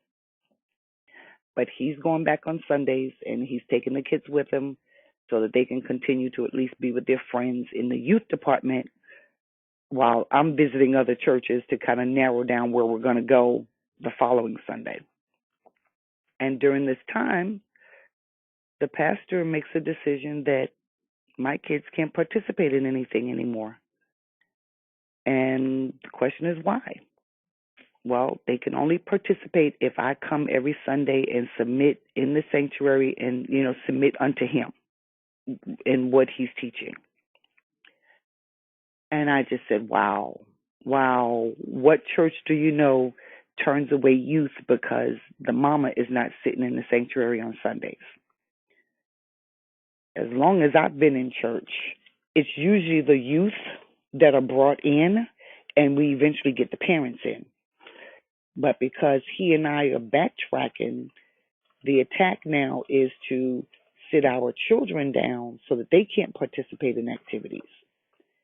And so that was kind of like I won't say a final straw, but, my husband was like, no, that enough is enough. Enough is enough. I don't care if they don't have anyone to handle their finances. I'm out. That's right. And so we back off. And I think after about 3 weeks, the senior lead pastor himself starts calling. This is not the other leadership or along the associate pastors. This is, I'm laying in the bed next to him, and I hear the calls myself. And he's laying it on real thick. She's pulling you away from the church. I told you to watch out for her, et cetera, et cetera. I'm like, man, you don't realize he's backing off for the stuff that you're doing, the same stuff that I came to you about. It's not about trying to pull him away from the church. Y'all ain't a church. But he asked my husband to come and do something, and I forget whatever it was, but it's one of those things that really no one even knows how to do. It's one of those fix-it kind of detailed That's to get him electrical alone. plumbing type of thing. Yes, but that's to get him alone. But that was to get him alone. That's exactly what it was. Because after my husband went then, all of a sudden, the next Sunday, he needed to go help out and do something. And that's how they were pulling him back in. Seducing spirit. Uh-huh. And so we kind of went through that little phase for a little bit and kind of struggled with that. But then, we came beyond it and went ahead and followed through with our church ceremony, etc. And again, we're low key. We're telling nobody nothing. At this point, no one from that church was even invited to the church ceremony, because we just look. You know what? This. Leave away from that. And so we're doing part time at another church, part time there. But I noticed they're pulling him more and more and more and more and more. And I think during that time, my girls were having their Sweet 16. And I'd contacted one of the persons who kind of does banquets and things like that. And I'd helped with just about everybody's wedding, baby shower, bridal shower, Sweet 16, you name it. I was right there on the committee helping to, make their day special. And when I contacted this person, I was pretty much let know that the instructions are not to have anything to do with me.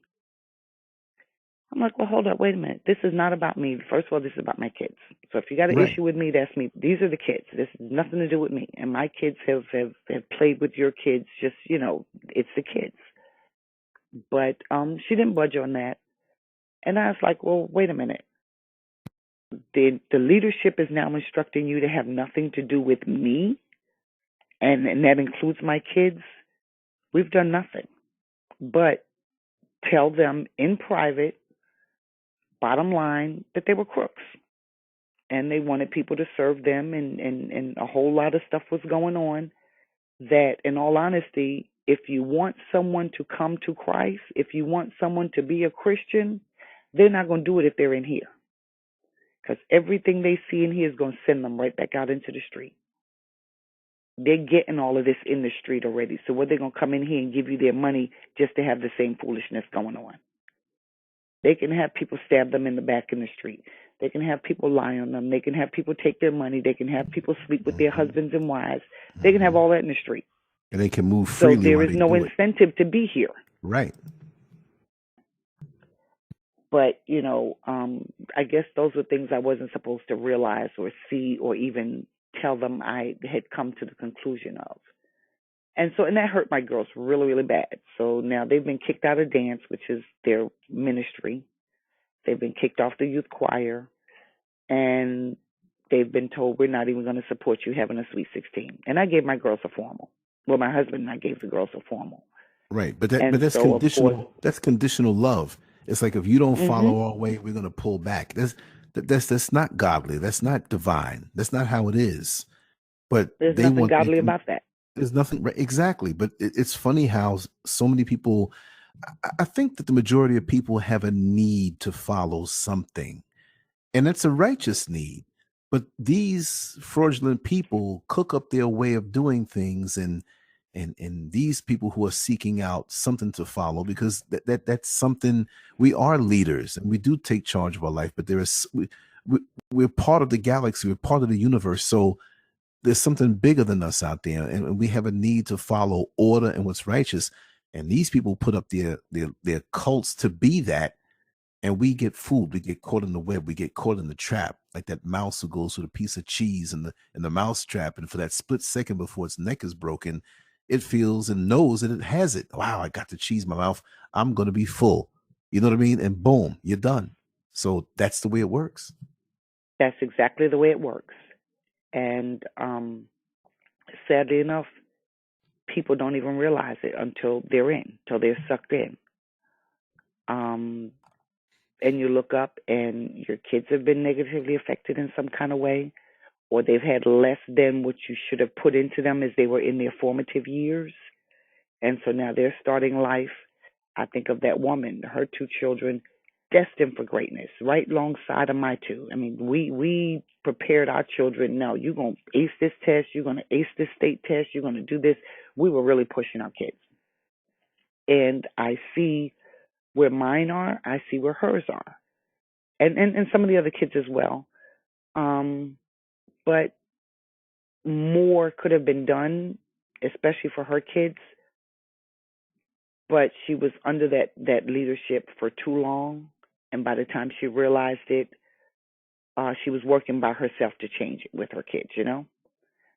Um, and that's just it grieves me that you're okay with being 50, 60, 60 something years old and continuing to manipulate people's lives like this. There has to come a time when you realize whatever games you played in your 20s and 30s getting over on folk is past.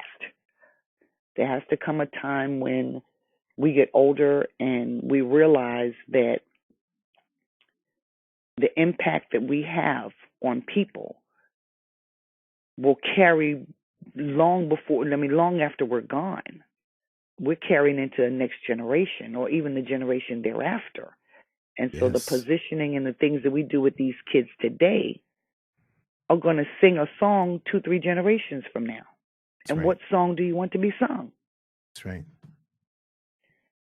Um, and it was just it's just troublesome to me that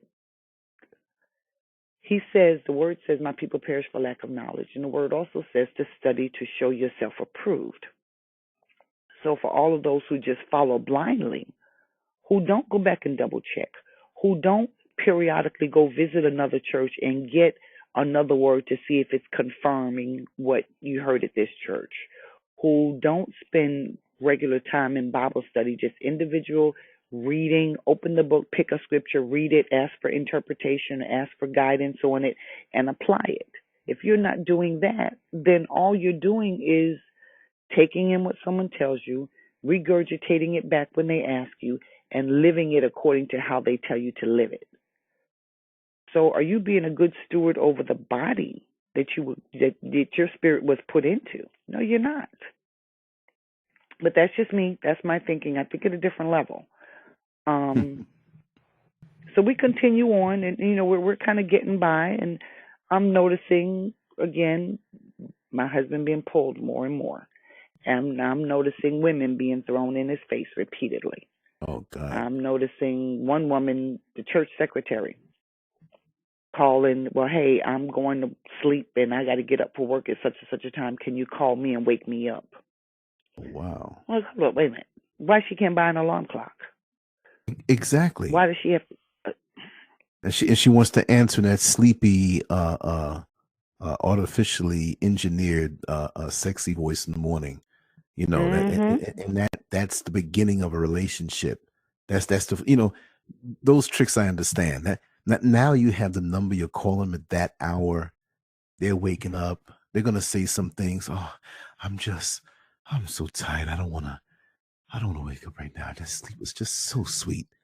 That's planting a seed in your mind as a man, even if you don't really consciously get it. It's there. Exactly. And then you see them in the church and they put a little extra switch in the walk when they're in the hallway in front of you and they touch you on the shoulder and mistakenly brush your nipple. And it's a man. Or the leadership sends you on an errand with them. So now, yes, and you have the A-OK now in the permission, or the church might be empty and you have to do something there together. And I'm hungry. It's not safe out here. Exactly. Let's grab a bite to and eat. This is exactly what I noticed. This is how I was able to put together how the other marriages were broken up, because I watched it happen with mine.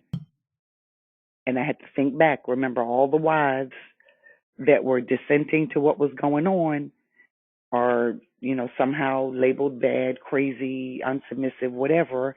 And then another woman in that church is brought in to help break up the marriage.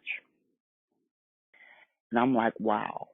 But now this is the same pastor who just divorced his second wife. And from what I see, he married up when he married her. So I don't know why he divorced her.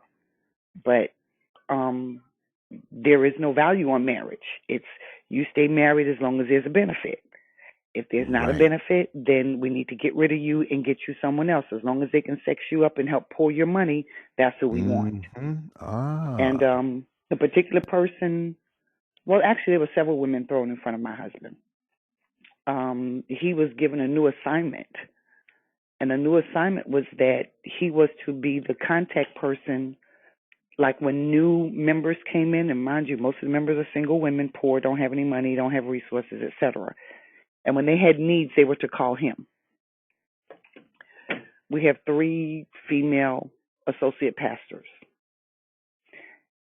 as well as the male senior pastor, and 1 male associate pastor who is now gone, actually. Now he has left. But they are to call this married deacon all hours of the night with whatever their needs are. And I saw right through it, but of course, my husband doesn't, because by now he's in there all the time, and they're starting to get his mind. And I'm like, whoa. You got a woman calling one night. She needed some money for something. It's like 2 o'clock in the morning. What the heck? No, Another woman, she got into a fight with somebody, and she needs him to come bring his truck so she can move her stuff to wherever she needs to move it to, and something. It's the middle of the night. Imagine what she had on when he got there. Exactly, those kinds of things. Yeah. And now the other instruction is, since I'm no longer a member. I'm sorry. Go ahead. Let me get dressed. I'm sorry. Excuse me. Exactly. Lights, he's downstairs waiting, and she's walking up the steps in something short. Okay. He gets to see something. Men are men. So I mean, now, since hmm I'm no longer an active member, the information regarding the church is to be kept from me. So excommunicated. discussion of what goes on, breaking the communication. Um, Carry on a little bit. Different things that we have that they want they want access to, like the truck. I mean, we have a nice truck. We just bought that truck in 2 years ago, or whatever, 3 years ago, about 2 years ago. It's fairly nice. It's a pretty nice truck, actually. Mhm. It gets attention when I'm driving it, and people are like, "Oh, you can handle that?" Yeah, I can handle anything you put in front of me. But no, this really is his truck. I just happen to be driving it today. Um, but yeah, if they need the truck, need something hauled, who are they calling? Him. Now, in leadership, I think there are about 7 other people with trucks just about the same size of his, But it if has you to be will, him. but it has to be him. Um, let's see what else. You just name it. All that. Our grill. We had a nice grill. hmm Um, just men, y'all know how y'all are with y'all grills. Well, my husband, he would grill, but he works a lot and whatever, and so usually my daughter's the one that likes to do the grilling. But the church will rent out their building, and they would rent it out to whomever they're renting it to, with the inclusion of a grill for them to have their cookout or whoever the group is. But the church doesn't own a grill. So guess whose grill has to be loaded on our truck, diesel fuel now, not regular gasoline, diesel hmm fuel, and hauled to the other side of town so that Wow. this church can make money off of our grill. And then we get to load it back up and bring it back home and then clean it back up the right way. And I said, "Well, honey, you don't see anything wrong with that?" Just using No, you. well, they say they need it. No, they've got they're getting his mind real good. And I'm just like, whoa. And so the more I'm sharing with him, it's like, that just doesn't seem right. But I've got someone on the other end who is literally calling him morning, noon, and night, trying to fish around about what's going on in our home and creating a conflict. Now, she's just not being a good wife. She's not the right wife for you because this is your ministry. These women, they're your ministry. She's just being too jealous. Now, they will call. They don't call and say, like, how I do you, squared away with the wife. They don't do that. Hey, so-and-so, this is what I need. Come do. It's never a matter of, oh, well, Sunday is family day and, we're going to back off on Sunday.